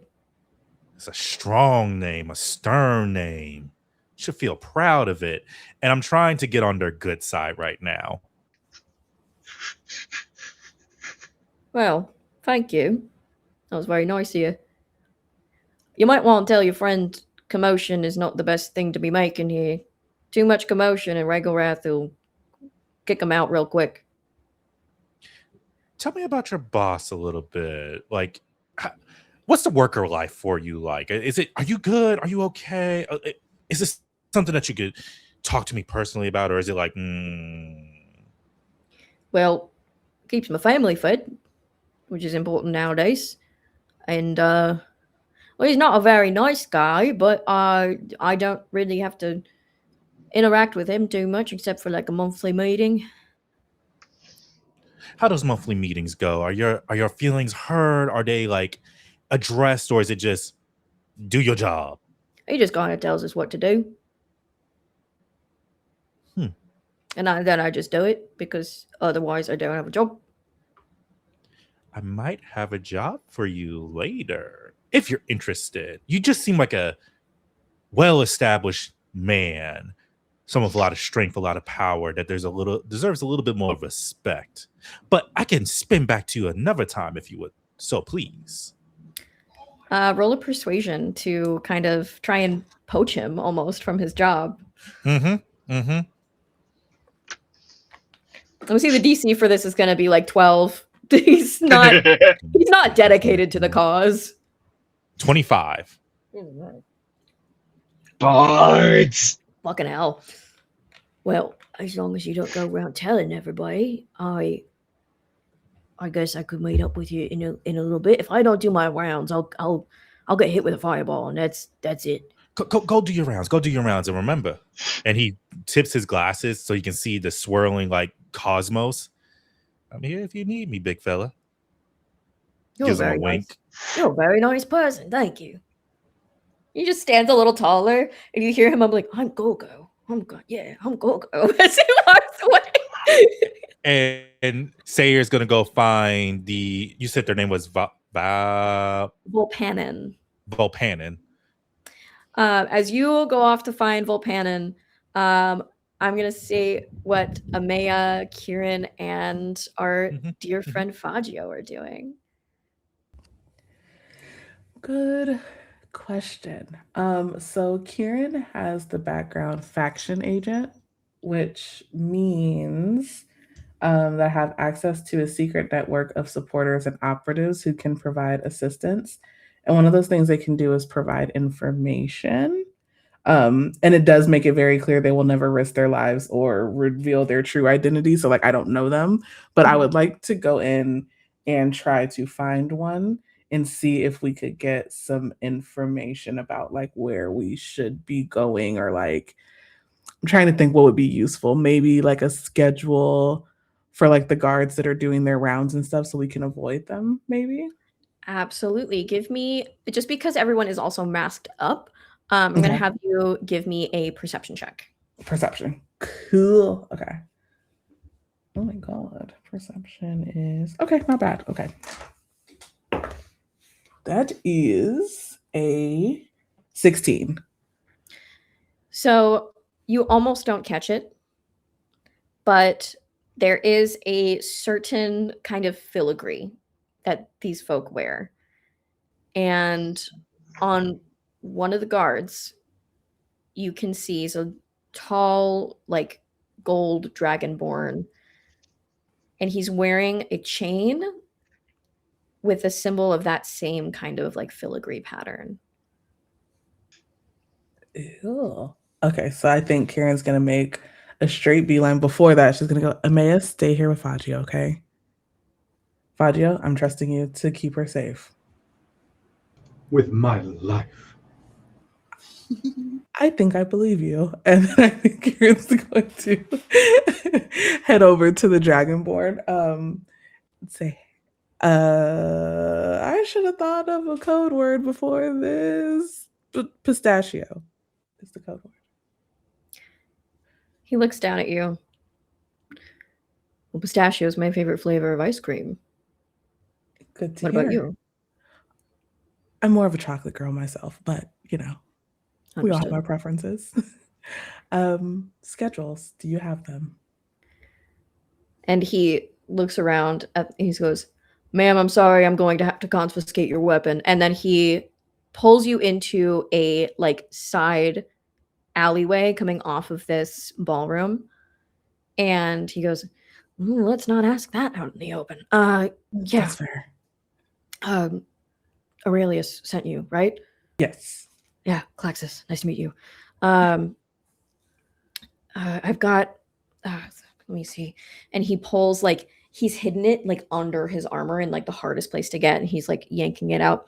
"I've got guard rotations here, and I have a few of the pixies have been kind of like revolting lately. I mean, as they should. They don't get paid." And he hands you the cameras that have been on the fritz, the specific locations. Ooh. Okay, perfect. Let me double check. I'm pretty sure I have a bag on me, so I'm gonna put it in my bag. Okay, are you staying around? Are we gonna be able to find you later? Yeah, I'm on duty all night long. Ragrath likes to keep me like right next to him most of the time. So after in the next like half hour, my duty's like right up there with him. So just be cautious with that. The best way, in my opinion, is either to, I mean, the only way to where you're supposed to go is either right behind the throne room, or maybe, I haven't been in the servants' quarters, maybe they have something for you there. They never put cameras back there because they don't, they don't want to pay for that. So, yeah, that's what I got for you for right now. No one's been in the Horde, so I don't have any kind of information on that. But Okay. Yeah, he's the only one that's allowed to go in there. So, best of luck. Same to you. We'll see you soon. Hopefully. Hopefully. Stay safe. And I think Karen's gonna go back out to them and kind of like nudge them towards a little corner so she can pass on all the information that she just got. Absolutely. You see him, like he had taken out a dagger that was hidden, and he puts it in the confiscated weapons area. There is an area that is specifically for weapons that are made to kill a dragon. So it's like this draconic tooth like dagger, and he puts it down. Interesting. Yeah. Question. Mhm. Are you just being really nice, or have you not checked my inventory? No, I know what your inventory is. Okay. I just wanted to make sure. I don't guarantee that I'm being nice. Okay. Interesting. I was just making sure I was playing fair. Like if you were like, "Oh, I didn't know," Oh no, I know what you got in there. Okay. So we can potentially use the pixies as a distraction, and maybe also Dandifa, and is it Pa or Fa? I'm so sorry. Nandipa. Yeah. Ha. Okay. Nandipa. Is it, or her as a distraction as well, or shall we? Does that seem like where they were alluding toward, Kieran? Yeah, I think that's a good plan. I'm concerned about the pixies putting themselves in danger. But if we can move fast enough and get behind the throne room, there are no cameras. So we might be able to get in and get out quick enough that they can dissipate without being on the radar for far too long. Is anyone particularly stealthy? And he says this as he like moves a centimeter and his armor squeaks. Not stealthy, I but am I not with can the change the way that I look. So if we need to use that, I can.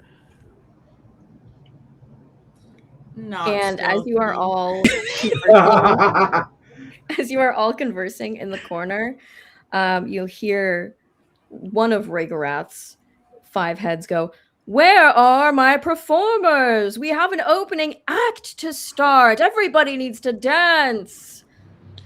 And I think around this time, Sayer has gone up to Val. Oh, God, say their name again. Volpanin. None. Bullpen. There we go, Valpanin. And they're gonna quick, like as soon as they hear that, as they approach them, they're gonna turn to them and say, "Greetings, madame. Greetings to you too. If I may be so bold, I'm going to attribute this opening number to you, and maybe we could talk more later." A smile and a wink. Interesting. Well, whether we talk later will have to depend on how good your act is. One can only hope that a divine being like you will give me the time of day. Flatterer. Interesting. Yes, Amelia. When he says, "Where are our performers?" could I roll something, or perhaps have gone into the servants' quarters after changing my fit really quick to make it look like I'm supposed to be back there? Or no, without making it look like I'm supposed to be back there. I am still in my original outfit. I'm just being a little bit bossy, and I'm asking for Rhaegareth's favorite meal, like whatever his dish was for the evening, because I need it, because it's time for it to go out. So you're back with the performers, or are you back with the kitchen staff? Kitchen staff. Roll deception for me, because Okay. everyone knows everyone in this palace. Okay. That's a that is an 8. And I'm not pretending to be one of them. I'm saying I'm the opening act, but considering how little I was paid, I may as well deliver his meal as well. And a very rotund snow genasi woman, she looks like she's made of snow. She looks like a little snow woman. Comes out in her garb and she goes, "Oh dear, no. He's yelling right now. And if he's starting to yell, that means you should go. You should go. We can work out the details later. I understand you're probably not being paid enough. None of us are. But please don't make him any angrier than he already is." That what better way to appease him than by bringing him his food and the show he's requested? And may I roll persuasion? Yeah. That's a 15. Yes, we're getting it ready. But please, if he's mad, probably one of us are going to get a fireball to the face, and I don't need that tonight. Exactly. So let me suffer the fireball. He doesn't let anybody who is not in the kitchen staff touch his food for poisoning reasons. He has somebody eat it for him first. Very well. And I am just going to come out, let my wings come out of the back, fly up. Surprisingly, I don't have thaumaturgy. I don't know why that is, but I'm just going to project like any good performer. And I'm going to say, "Oh, your many-headedness, we are here." And I'm going to pull out a guitar, which is how I am flavoring my instrument, which is a instrument of illusions.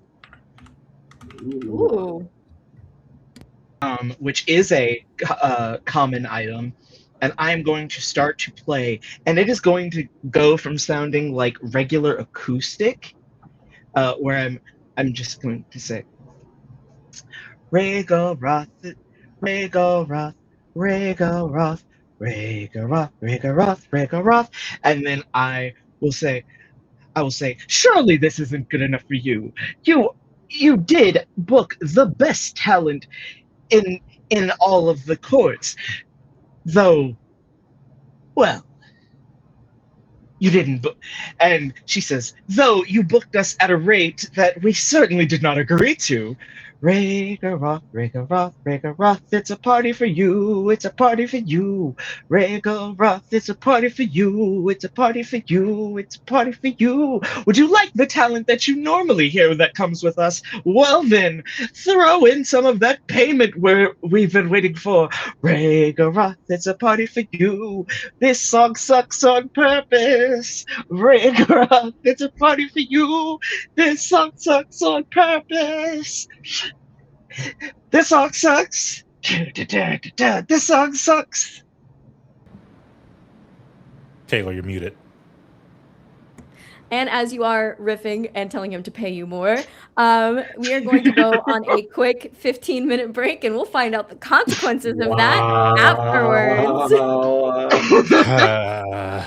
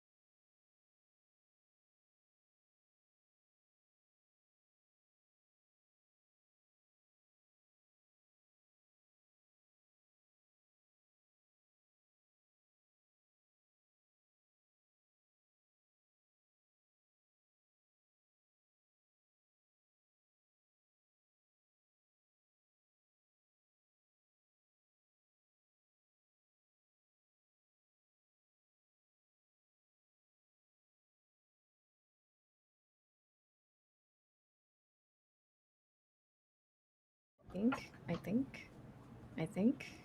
Yeah. Yay. Hello, everybody. Hi, I didn't see you there. We are back with Gaze and Feys, Treasure and Treason. And we are back to see what the consequences hammer might have for Nandipa. Should I roll performance still or Yes, no? roll performance to see if you playing badly is actually really freaking good. Okay. Oh my god, I gotta decide between these two dice because I don't have advantage because I equipped the wrong magic item. You know what? I'll trust Abria. Trust Abria.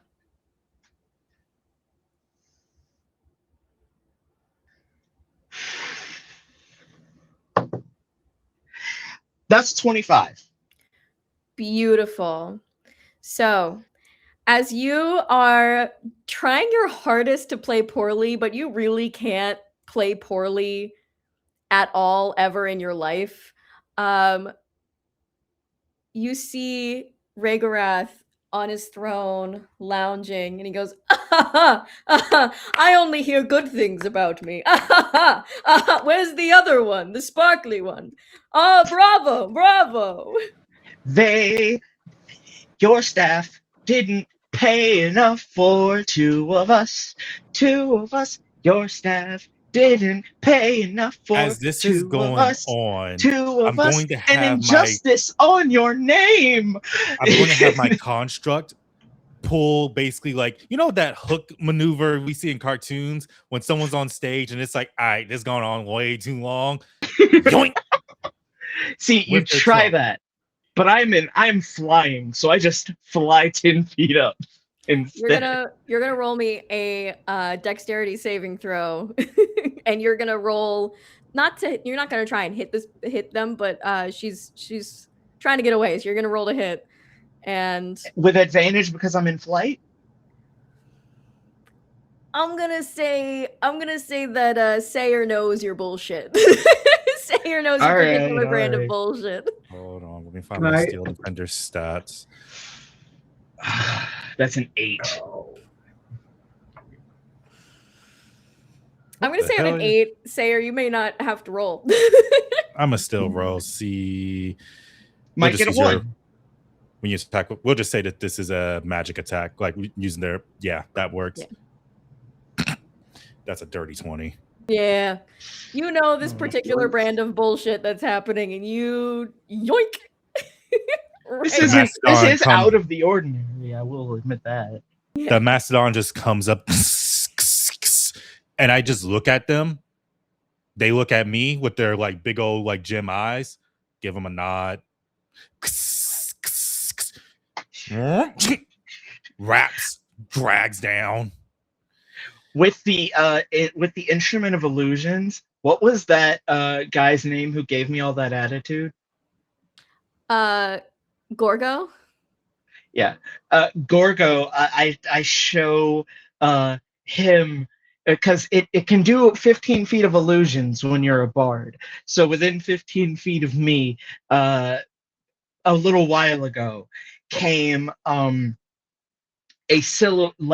illusion of Gorgo and like a text box, like a comic book or something, like a speech bubble that just said, I know you were promised 1,000 gold, but we're not going to pay you anything. My boss will definitely be okay with this. Hey, that's not me. That's not Gorgo. That's not me. And he's pointing at this. That's not me. I promise, it's not me. And then Rhaegarth is like, I'm using. Yes, I'm using. And I think so at I this was point, talking about this thing that I was telling you about. It's called trickle down. It's very funny. You know, you make the people on the bottom pay more, and then the people on the top get to keep their stuff. And then, but you tell them, right? You tell them that it's so that the people on the top can pay them more. Oh yes, what a jest! I think at this point, Sayer would sorry, go ahead. get on top of the like his mastodon, and bow in front of Rhaegarth. Good sir. After such a hilarious act, you requested the party to be bumping, correct? Absolutely. Everybody must dance. Absolutely. And dance they shall. I'm going to send a mind link to Kieran. And I'm going to quickly say, as soon as the party starts bumping, find a way into the horde or find our contact. It's about to get loud. And you can talk back. Like it's a two-way connection. Already found our connection. Got what we needed. Headed to the back. I'll make it loud enough for you. Sounds good. And it starts as a very calm, melodic kind of song, something very peaceful, something that you can kind of sway to. And then suddenly when the beat drops, it's like, think chanting, like an echoing chanting of some sort, something that hits your soul, hits the very being of you. As there are violin riffs coming in, drums, trumpets. It's almost as if you are at a football game.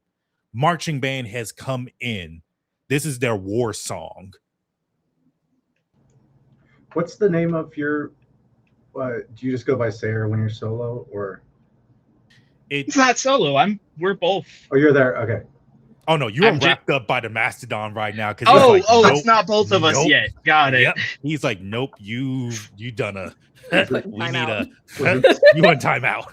Was it Sonar or was it this? Yep. Okay. This is the lead singer of Sonar. And that's what he's presenting right now. Oop, you first. Guys, as someone whose sole job for most of his career has been propping up a beautiful person to look even cooler, Fagio is going to jump into a windowsill, grab his tower shield, place it on the sill, reflect the moonlight at you as a spotlight, and then cast thaumaturgy and say, "So no." Oh, wait, it would be like a radio DJ thing. Be like, just kind of like introduce you quickly, or just try to like yell "Sonar, Sonar" and get everyone like quiet and watching you, and then just shine that light on you and keep that spotlight on you as you go. And I think because I could do mind link indefinitely, I believe, because I'm just adding in everything I can to basically get this party jumping. Yep, that's something I can do. I'm going to send a message to Amaya. Make the world dazzling, if you may so choose. I think for anybody who was around Amaya when she came in, this person who is usually so like entranced by the world and so like eternally awestruck by its beauty, she walks in and sees this ornateness and sees it as destruction.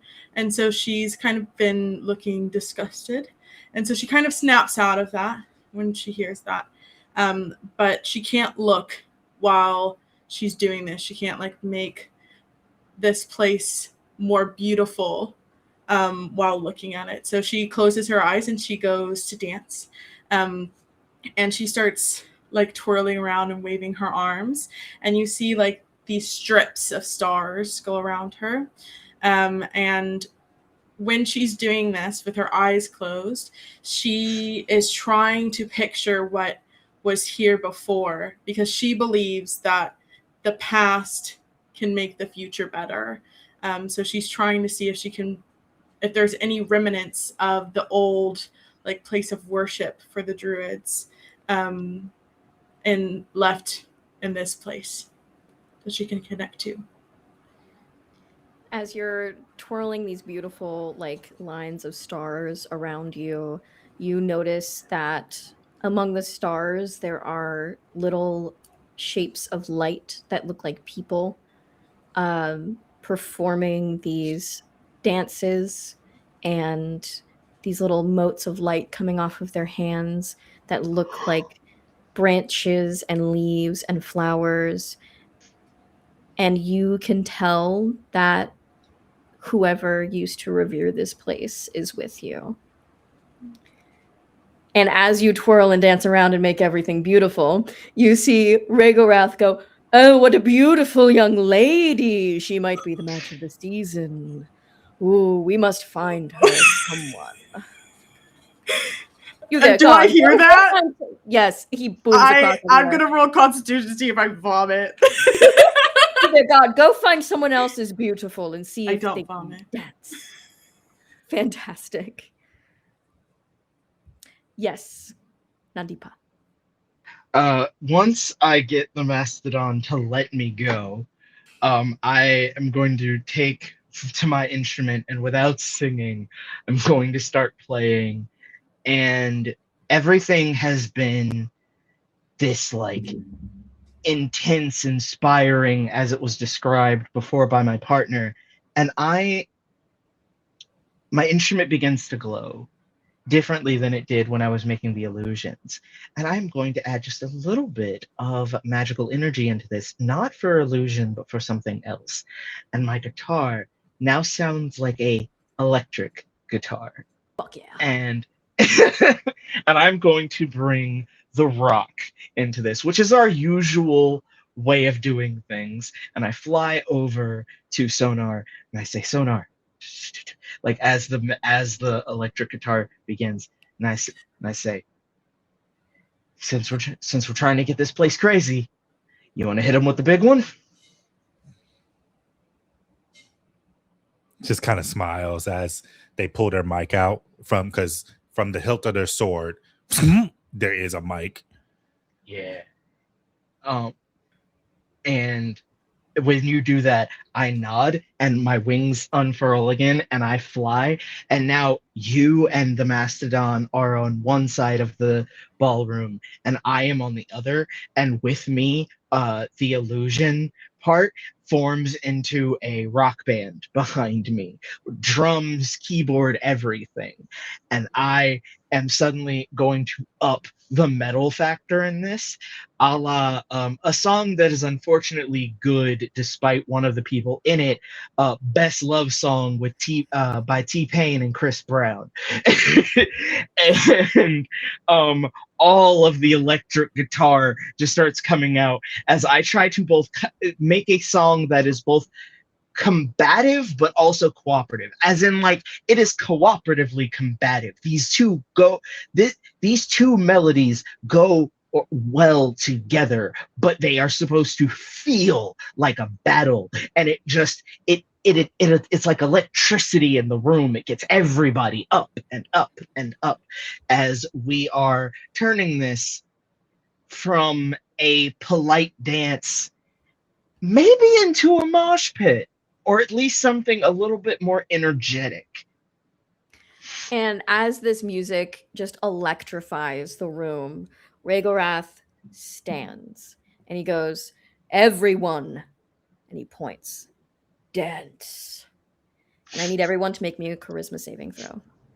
Wow. All right. Oh, I have advantage. If it says advantage on charisma, do the I roll performers twice? have to do it as well? No, I think he is specifically asking for the audience to dance. Okay. This is a DC 20 charisma saving throw. I got a 23. Beautiful. Given that we're performers, can we give our friends advantage here? Because we're controlling what the sound that everyone's dancing to? I'm going to say while you are performing, you can't be like assisting a certain person in the crowd because this is a huge, Gotcha. massive crowd. Got you. Like you would need to make a perception check to see exactly the people you're looking for. Okay. Fangio got an 11. Oh no. Fangio, I you're got it. dancing. He's already, I mean, he was kind of already dancing.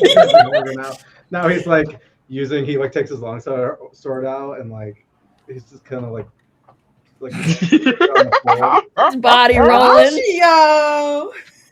Body The rolls. spotlight is flickering a little bit because he can't really hold it straight, but you know. It's okay. And Britt, what'd you get? A 15. Yeah, you are dancing too, my dear. No. Oh, I feel Oh. like Kieran is doing a really uncomfortable like two-step. She doesn't dance. And she's just like hands on her chest, just like two-stepping, and she doesn't understand. And as you are performing, Nandipa, I need you to give me a perception check at disadvantage. I'm good at so many things, and that's not one of them. DC 15. Oh, one of those is a nat 20, but the other one's a 2 for a 5. Oh, how the tables turn. You don't notice anything. You're right, this is how the tables turn. Yes, Sabrina's hand first, and then I'll go to Blackwell. Since I'm not affected by dancing, can I cast Moment to Think? Yes. What is Moment to Think? Can you describe it for me? When you cast this spell, you briefly stop time for everyone but yourself. You can take one additional action and move around in your space while no time passes for other creatures. That action can be used only to take the search, study, or utilize action. Absolutely. Can I pause time and search for anybody who's out here who would have keys that we could use? Absolutely. So you give me a perception check or an investigation. Give me investigation. That might be better. Slay. 19. So you see mid-jingle on the hips, because now the service staff is also getting down and jiggy with it. The hip of that lovely rotund snow woman who's throwing it back is a set of keys. Beautiful. I can't interact in the Moment to Think again, but can I use my movement in it to get behind her so that when it pauses, I can swipe them? Yes, absolutely. Slay. And almost jarringly, like, you know, when you like plug your ears in a crowd and then unplug them, the music starts right back up. And Blackwell, what were you gonna do? I think I'm gonna try to search the crowd to find the Vulpin, the fox lady. Mm-hmm. Am I able to do that, or like is she like a parent or? It's a huge crowd, so give me a perception check. Okay. All right. 18. 18. You can see them. They are like closer to the throne because they're very high up, nobility wise. And they are boogieing down with a glass of wine, and then they've got like a bottle in the other hand, just boogieing it down. And you can see next to them is a tall, very like silky looking snow fox folk, and at the tips of their fur is like this beautiful silvery blue, and they're in like this super long, like luxurious ice blue robe with that same iridescent lining and trim as their parent. And they have a like violin in their hand, similar to yours. Not the electric kind, though. You can tell it's not enchanted with thaumaturgy. He walks onto them, and I think he's going to put two together. That's his mom. I'm going to cast Bardic Inspiration on her to get her to pay attention a little bit more to me. And then at the same time, going to once again use Mind Link to say, I hope you enjoy this tribute. See you soon. We may discuss what it is you wish to discuss.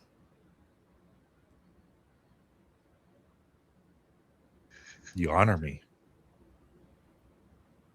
Let's see if you do the same.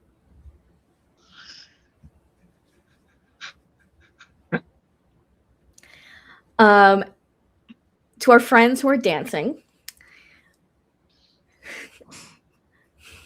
Amaya, you are very quickly. Oh, you wanna try and pickpocket the snow lady? Yes. So I'll let you do that She's first. throwing it back. Thank you. She's throwing it back. I got a nat 20. Let's go lesbian dice. Throwing it back, and you were like right behind, so she's throwing it back on you now, and she goes, "Ooh!" And Madam May is catching it. Oh my god. This is like Mrs. Potts, but a snowman. And she's just throwing it back. With the nat 20, can I also sneak them back to Kieran, like into Kieran's pocket or something? Yeah, I'll say Kieran's near enough to you. Slay. And just after you're able to do that, you look over and you see that Kieran has been swept up into a dance by a beautiful looking man. This is a tall, slender man with long white hair that fades into purple feathers down his back. And you can't tell if his clothes are made of golden and purple feathers or if his body is just covered in them and he decided to go unclothed for the occasion. His deep purple skin tone blends seamlessly into a golden cape above a plum trumpet-style dress of feathers that dusts the floor and begins just below his shoulders, showing his collarbone. And the top half of his face is masked with purple and speckled with this golden freckles and golden lashes. And his eyes are entirely black. It's like a dark purple fading into like a medium purple. And then like the dress looks like it might be part of his body. We don't know. Now, darling, like, you can't be dancing alone. You can't have that. To be honest, I would have preferred not to dance at all, but here we are. Oh, yes. His Majesty does not allow anybody to not be dancing. He takes it as an insult to the performers and himself. I've noticed. Kieran. Yes. Entridle. Nice to meet you. I'm going to write that down because I'm not going to remember that. Entridle. Okay. Entrydal. And I wasn't anywhere close. Okay. Good to have so far off. Nice to meet you. Are you here alone? Yes, well, I never show up alone. You know, I get here and I'm usually flocked with people, but I like to walk in alone. Interesting. And yourself? I'm here with a couple of friends. We're all predisposed, of course. Well, that's good. I'd hate to think of them leaving such a fine young lady as yourself all alone on the dance floor, persuaded or not to do the dancing. That's fair. I can take care of myself, though, I assure you. But thank you. I appreciate that.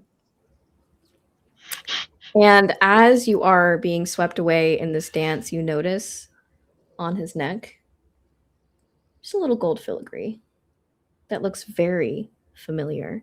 That's very expertly covered up by his long hair, but you just get a little peek.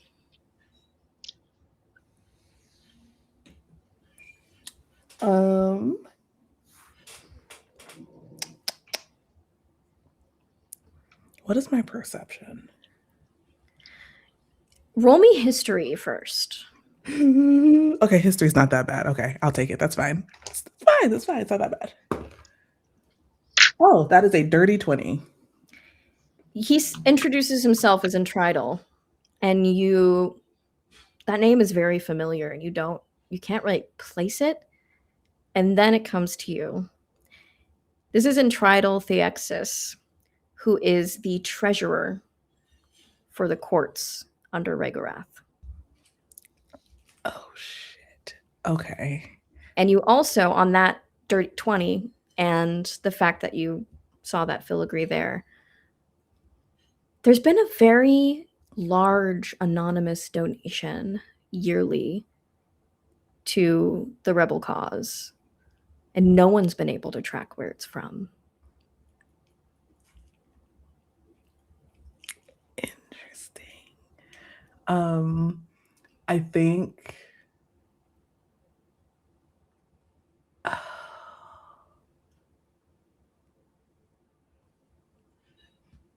I think Karen's gonna say, I'd like to ask you something, but I don't think the dance floor is the correct place to have this conversation.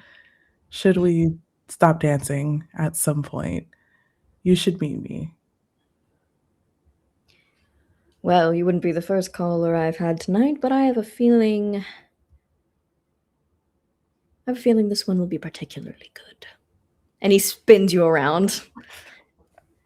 Now let's Very reluctantly spins. Yes, Amelia. So I just doing bard things. Would love to roll performance to maintain or switch up the vibe. Just gonna ask, since we're mid, like everybody having a good time, can I have advantage? Rolling perform. Yes, so you are with your buddy. You are with your co-star. That automatically gives you performance advantage when you perform together. Okay, just a bard wanting to do bard stuff. That's all. Exactly.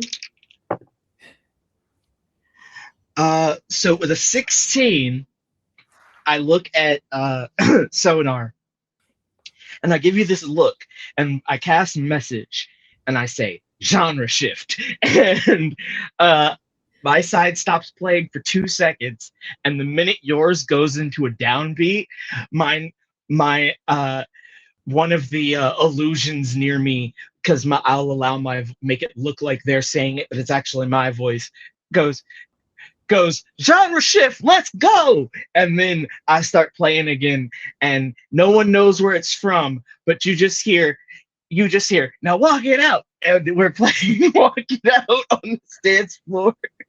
Walk it out. Now Walk it out. walk it Walk out, it out. walk it out. And then I point and says, where's that walk it out? I think I feel like behind that, war gongs are going off, because one of my instruments that I have is war gongs. As you hear on the Mastodon, drum beats just going, heavy drum beats.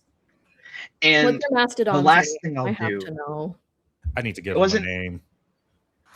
The last thing I'll do with that is I release like there's just light coming off of me while I'm doing this, and the pink spots, or no, the blue spots on my body all move and shift and begin to glow, and it's like they are removing themselves from my body and manifesting next to Amaya is a semi-transparent blue echo of me.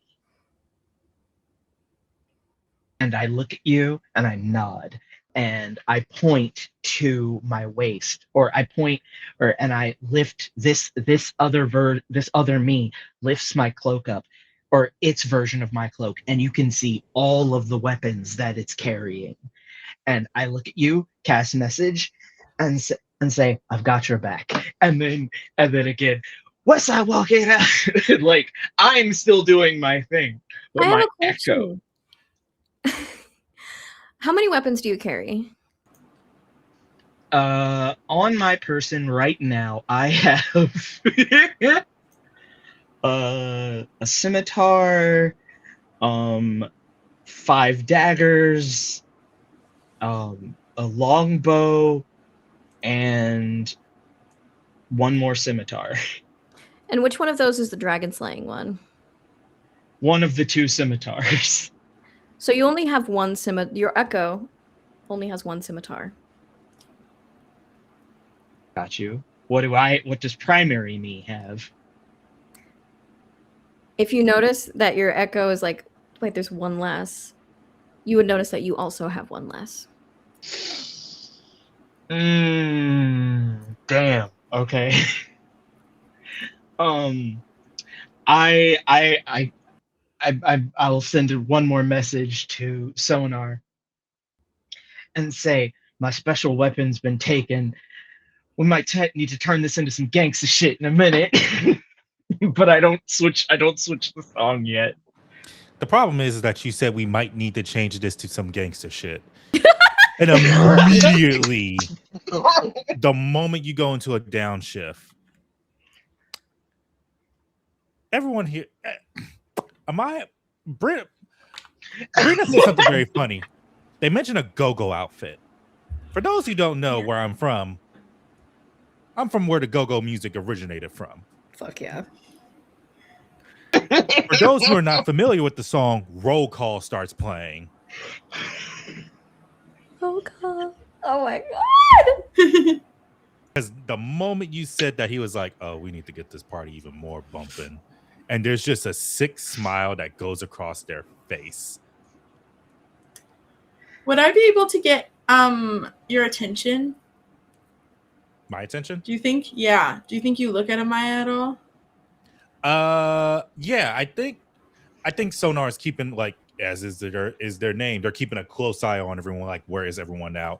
Because that's the only way that they can, use their mind link. They have to. Do I have to see them? Let me see. Species, mind link. Doesn't say. They just have to be within range. But I think they're also just I think in general they're keeping an idea of like how far is too far. So yeah, I say so. Well, what does our GM say? I would say because of the dancing, roll a quick perception check. But it's gonna be like a DC 10 because this is your thing. 15. Plus my echoes there. Oh, 15. You don't need advantage. There you go. So yeah, you can spot Amaya super easy. I think she tucks her hair behind her ear to kind of signal, like, I need to tell you something. Please mind link with me, bestie. Please. And I think around this point, because, roll call is playing, there's no need for a violin. He hops off the Mastodon that is just, like, basically acting as a speaker and drum system, like drum and bass system. He plays the drums. And, it's pretending to dance with the crowd. Because I don't know, do I need to roll charisma if I'm not actively performing? No, he avoided having you guys hit with that because you were performing. Should I roll deception in the meantime then? No, this is still a part of your performance. Like, if you were not going into dance and you were going somewhere else, then you would have to roll a stealth. But because you're just going into the crowd to dance, he's like, yes, join. Just making sure. It's Amaya, correct? Because I keep saying Amaya. No, it's okay. It is Amaya, like the month May. There we go. Amaya. He's going to just dance and boogie up to Amaya. Everything okay? There's nothing he loves more than a match. And she looks in a little bit of distress. And she leans in and she tells you, I put the keys in Kieran's pocket. And if I can get close enough to him, that means I can do my magic. So I'm going to go get set up by a dragon. And there's a look that he gives you, wiggles his eyebrows and says, not going to be by yourself now, are you? Not while I'm here. Well, I think that it's the least suspicious if I go by myself and present myself ready for a match. And then you guys would be able to sneak around better because he'd be so distracting trying to make a love match with me. You also feel a hand on your shoulder, but only partially, as my echo was standing with Amaya as well. Just be like... I wonder, do I have...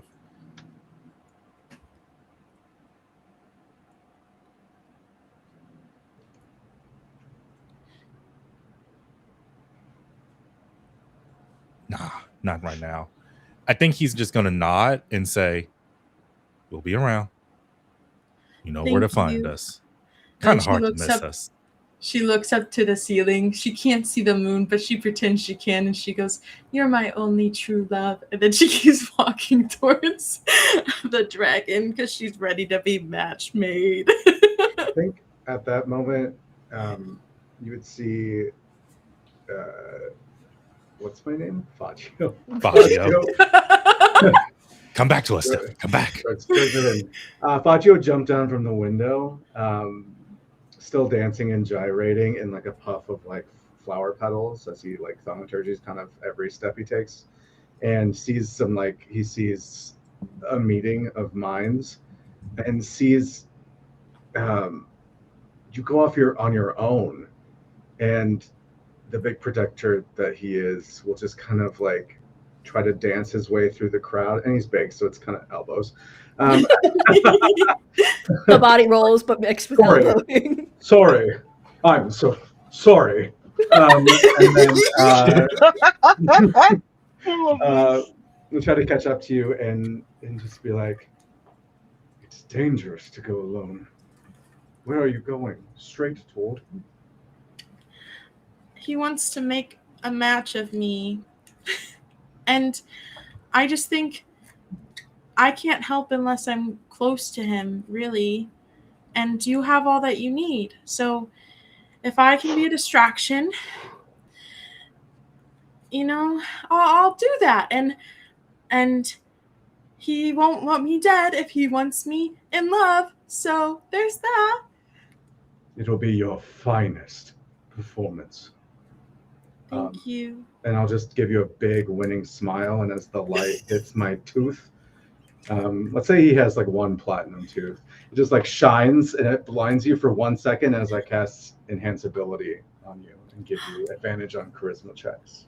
Thank you. Oh, I need that. Real quick, with you two conversing like that in the dance floor, can you roll me a stealth to stay quiet while you are in the middle of a crowd of supposed Rhaegarth supporters? Wow, that's pretty smart. That's we did. Yep, I did just do that. Disadvantage for me, baby. Wait, what was the stat we were rolling? Stealth. Ooh. You should still have bless up as well. Mm-hmm. Oh, what does bless do? What dice is that? It adds a d4. Okay. Oh, okay. Dirty 20 then. Hey. Mine D4 is missing. Can someone roll me a D4? I got you. I'll bless it. Yes. You got a +3. DM loves me. At disadvantage, I rolled a 19. No, a 20. A dirty 20. It's a dirty 20. Everyone's distracted by the rippling muscles, right? It's the oiled up rippling The muscles. oiled up man and the rippling muscles. You like can't hear me talking because all you hear is the squeak of my plate, like clanking against each other as I gyrate. Yeah. Clank, clank, clank, clank, secret, clank, clank. Noted. So, noted. Okay. So, Fagio, as you are wrapping up your conversation with Amaya, you notice a very shy shimmy towards you. And this Ent woman kind of sidles up and she goes, I noticed that you're very noticeable, and I don't want to be very noticeable. So maybe if I dance with you, people will be looking at you and not me. Can we dance? Darling. And he like goes closer to her ear, but not in a creepy way. Not a weird way. He says, darling, we already are. Oh, and with you is this very adorable Ent woman whose skin is made of tree bark. Her body is twisting branches, and through their cracks, there's a warm ruby glow. Her hair is this cascade of autumn leaves that fall just below her shoulders, and a 3-foot horn emanates from her forehead. The bark of her shoulders stick out like epaulets, and her body has been carved with what look like druidic runes of her people. She wears this simple black floor-length boat neck sleeve that has like the cold shoulder gown, that as she spins and it catches the light, this beautiful like fiery orange and red kind of shines off of it, and it shifts. Um, and you notice as she's dancing, she's like pulling at her sleeves, like pulling them down further a lot. Can I like insight or perception why she's covering herself, trying to cover herself like that? Mhm. I am not very smart. Surprise. Well, and she's not very deceptive. Oh my goodness! But I'm rolling so good now. Yay! For perception, that's a 18. Yeah, perception or insight are both 18.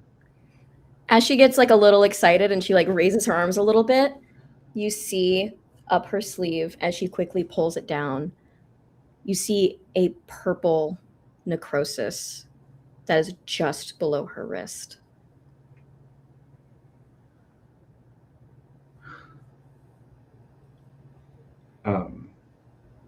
Can I put my hand out and then kind of gesture like, can I put this hand on you? She looks a little surprised, but she just nods. She's like, yeah. He's gonna put his big old hand on her back, not the smaller back, but like just on her back, and kind of pull her in closer again and just say,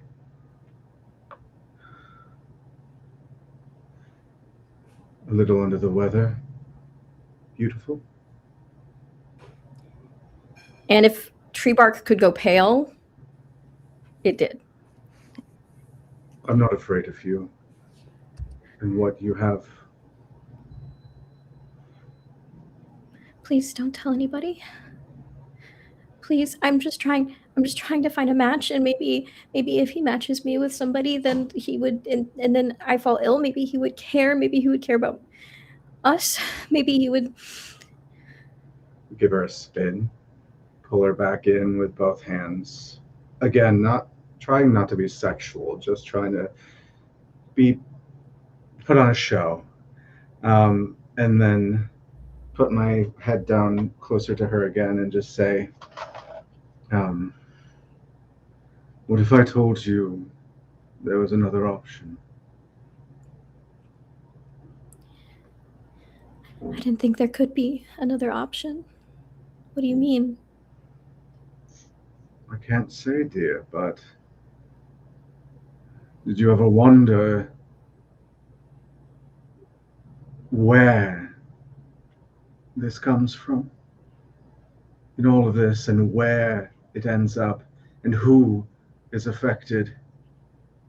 Because, darling, it is not a mistake or an accident or anything. And he looks down, he gives her an up and down. Natural.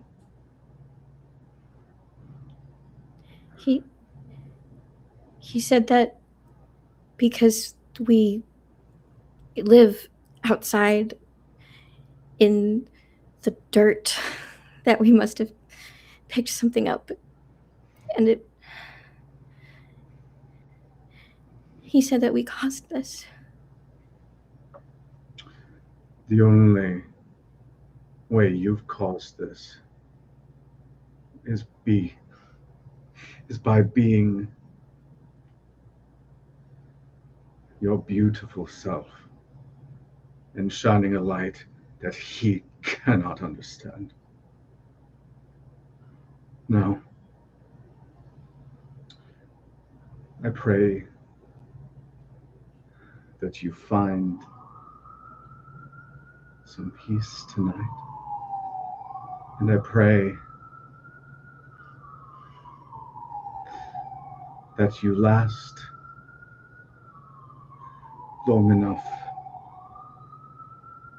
for me to find the solution to your problem.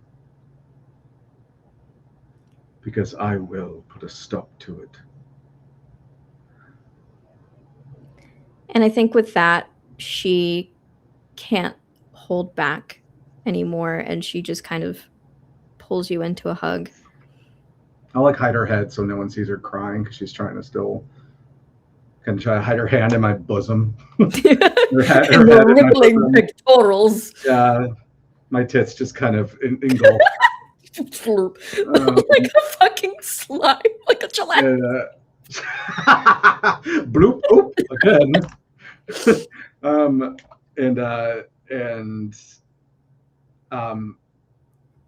I would just say, one more. If I need to take care of something, but if I need your help later, could I call on a friend? She takes a leaf from her hair and presses it into your hand, making sure that nobody can see. If you break this, I will come.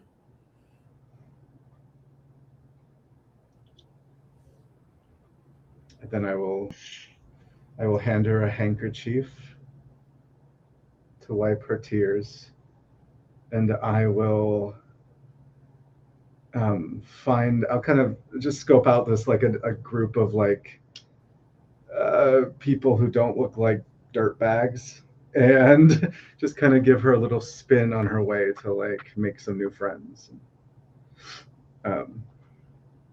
Yeah.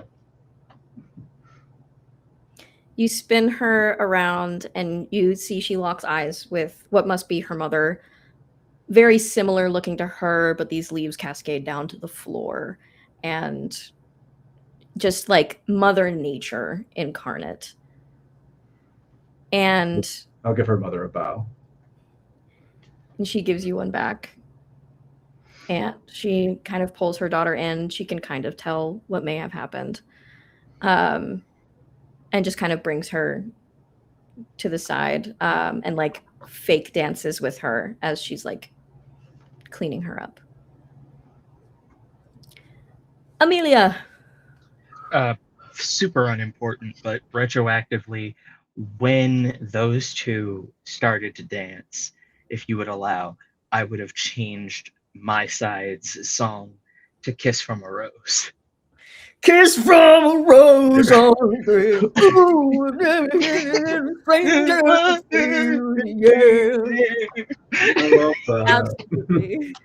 Absolutely. It's so funny that I was thinking da da da da da, and you jumped straight to the chorus. Yeah.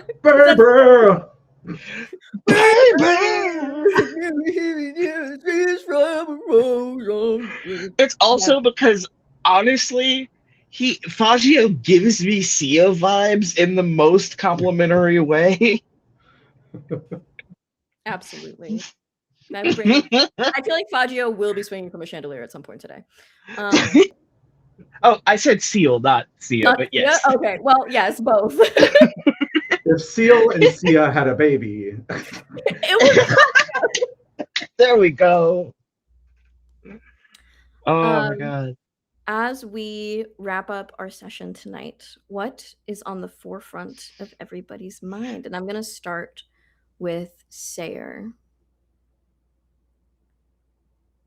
How do you feel right now? Sayer has a mission right now. Get close to one of the nobles.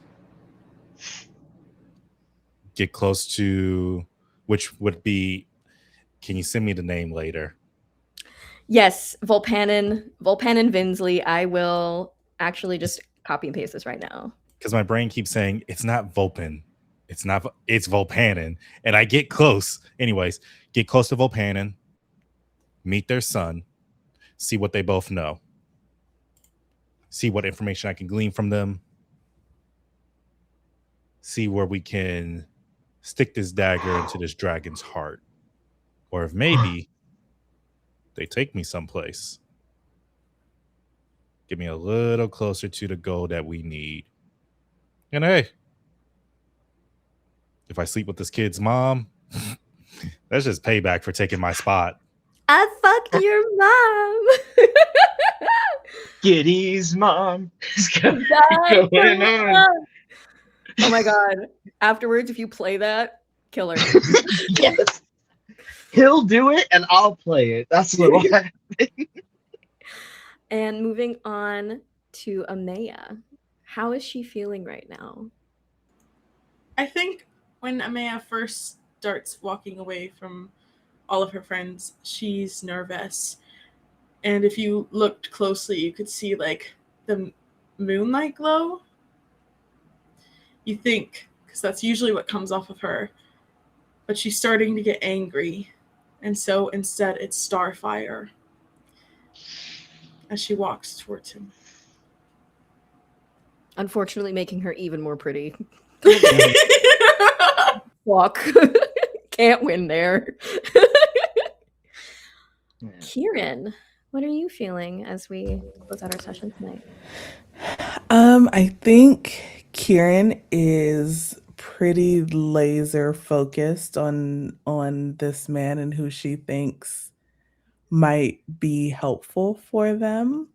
And it's just super locked in, I think, to their conversation. It's just kind of oblivious to the world right now.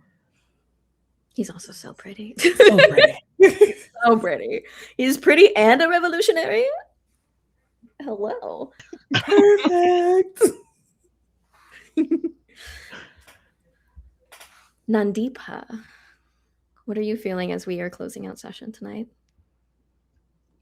Nandipa may be still performing on stage and giving it as much as she can, but in truth, she wishes more than anything that she was where her echo is, because as Amaya goes forward, the echo is following behind her, trying to sort of look either very clearly as like a protective magic, or like a shimmer of light in some ways, depending on what they might be able to get away with. And she is hoping more than anything, please distract him long enough so that I can pour this acid into his drink. Ooh. I can't wait to bring down the consequences hammer for that one too. And finally, Fagio, how are you feeling at the end of our session tonight? Fagio had put on a brave smile and was looking in kind of stony-faced himself into a stoic beauty when he bowed to his little Rose's mother. And then as he stands, he makes an abrupt 90 or like 180 like about face, and then just like tears just kind of go under his mask. And he's gonna look. He's so tall. He's gonna look at. Wow, these. If it's just us or if it's the drugs, but I'm getting emotional. He's gonna look at Amaya, just kind of glistening in starfire, and then Nandipa's like echo, kind of like the light. I don't know if he knows what that is, but he sees the light behind her, kind of protecting her, and he sees he sees Kieran also kind of dancing and doing like everyone's doing their mission. Sayer is also like clearly on the move to do something cool as well. Like everyone's like on the mission, and he just thinks like there's never been a better time to save the world than right now. So I think he's gonna go. I don't know who yet, but he'll find the person who needs protection most and not leave their side. No. And he'll just think of his love wasting away and all the things that are at stake tonight. So And with that, we are closing out our session tonight of Gaze and Feys, Treasures and Treason. We will be back on Wednesday with a little talk back to talk about our characters and how important this story is, and some silly, funny, goofy icebreakers that I come up with. So that will be fun. That will also probably be emotional because this table makes me emotional. And I'm going to go around and have everybody do one last little introduction, plug yourself, tell the people where they can find you. My name is Taylor Murchie. You can find me over at Hilarity Save RPG or at Murchie_art on Instagram, Threads, Blue Sky, even though I'm never on Blue Sky, everywhere. I am an illustrator. I am a professional DM now. I can say that because I got paid for it over the weekend. Heck yeah. And I love this community and I love the people I work with and I love everyone here. This has been absolutely fantastic. I'm also going to do a quick shout out to Nick and Green because this would not be possible without any of them. They put the little marionette strings on me, get me dressed, put me at my computer, give me all the things I need and tell me to go. I could not do this without them. They are the behind the scenes masters and I love them both so much. So mwah, loves and kisses to them. And I'm going to popcorn it to Amelia. Hi, I am Amelia. You can find me at Disabled Dystopian everywhere. It is the honor of a lifetime to play Nandiba Amazu, who I can't wait to share more of with you all because this isn't a one-shot and we get to come back. And it has been it is an absolute delight to sit here with my best friend and also with the person who first gave me a chance, Britt. And this feels like a full circle moment, and I am so grateful. Thank you for including me in this story, and thank you to Taylor for including me in this story. Thank you to Britt for bringing me into the space in the first place. And let's kill this fucking Hydra. Let's kill this asshole man who talks about trickle-down economics and makes people suffer. Yes! Who you popcorning it to? I'm gonna popcorn it to Britt. Hello, friends. Hi, you can find me at BJ Michelle, that's BEEJAY, on Threads and Instagram. I don't get online too often anymore, but I'm there occasionally. Or you can follow us Dungeon Dropouts Co. Most of the time I'm mostly posting over there because we always have a million things happening at one time. Thank you for having me. I'm so happy you guys are streaming now and I'm here. And this is so much fun. My first stream host. I had to have you here. Of course. Anytime you guys call, I will come running. So I'm just glad to be here. Glad to be here with some of my favorite people. Shout out Taylor. This is so much fun. You're doing such a great job. I don't think I've ever been DM'd by you either. We've only been players together. So this is cool. And yeah, agreed on this being a full circle moment. Hilarity Save, you might have been the first channel outside of mine that I ever went to when we did the Halloween thing. So to be here a year later is so cool. And yeah, so excited to see what the heck else happens. And let's hope we all make it to the end. This is semi a horror game, a little bit. I'm so down for that. And I'm going to popcorn it to Brina. Hi. Oh, bye. My name's Sabrina, aka BBEG Brina. Anywhere you enter the net, you can find me at the Strangers Guild. You can also check out some shows I produce. I talked about Power Rangers Invasion. I also produce for Unbalanced Encounters. They have a lot of cool stuff. Check them out. I'm also really thankful to be here. And it feels good to tell such an amazing story. I think this is like the first time I've gotten to be at a table that really wants to like hit the hard stuff, which is really nice. And also shouts out to Tanslifeline. Please donate, guys. Yes. And I'll popcorn to Blackwell. All right. Hey, everyone. How y'all doing? My name is Blackwell, your everyman in the TTRPG/D&D verse here on the interwebs. I'm just here to show you that, hey, you can do this too. You can hop on a stream, tell a fabulous story with some fabulous people, and then head back to your 9 to 5 the following day. Or if you're like me, you got a 6:30, 7:30, 8:30 wake up call from your residential kaiju. You can find me around on the internet as the Everyman 95. You got to put an underscore in between Everyman and 95 because usernames are funny and weird. You will find me on Logomancy's channel on Wednesday playing Stormwreck Isle. We're going back to basics, everyone, with D&D.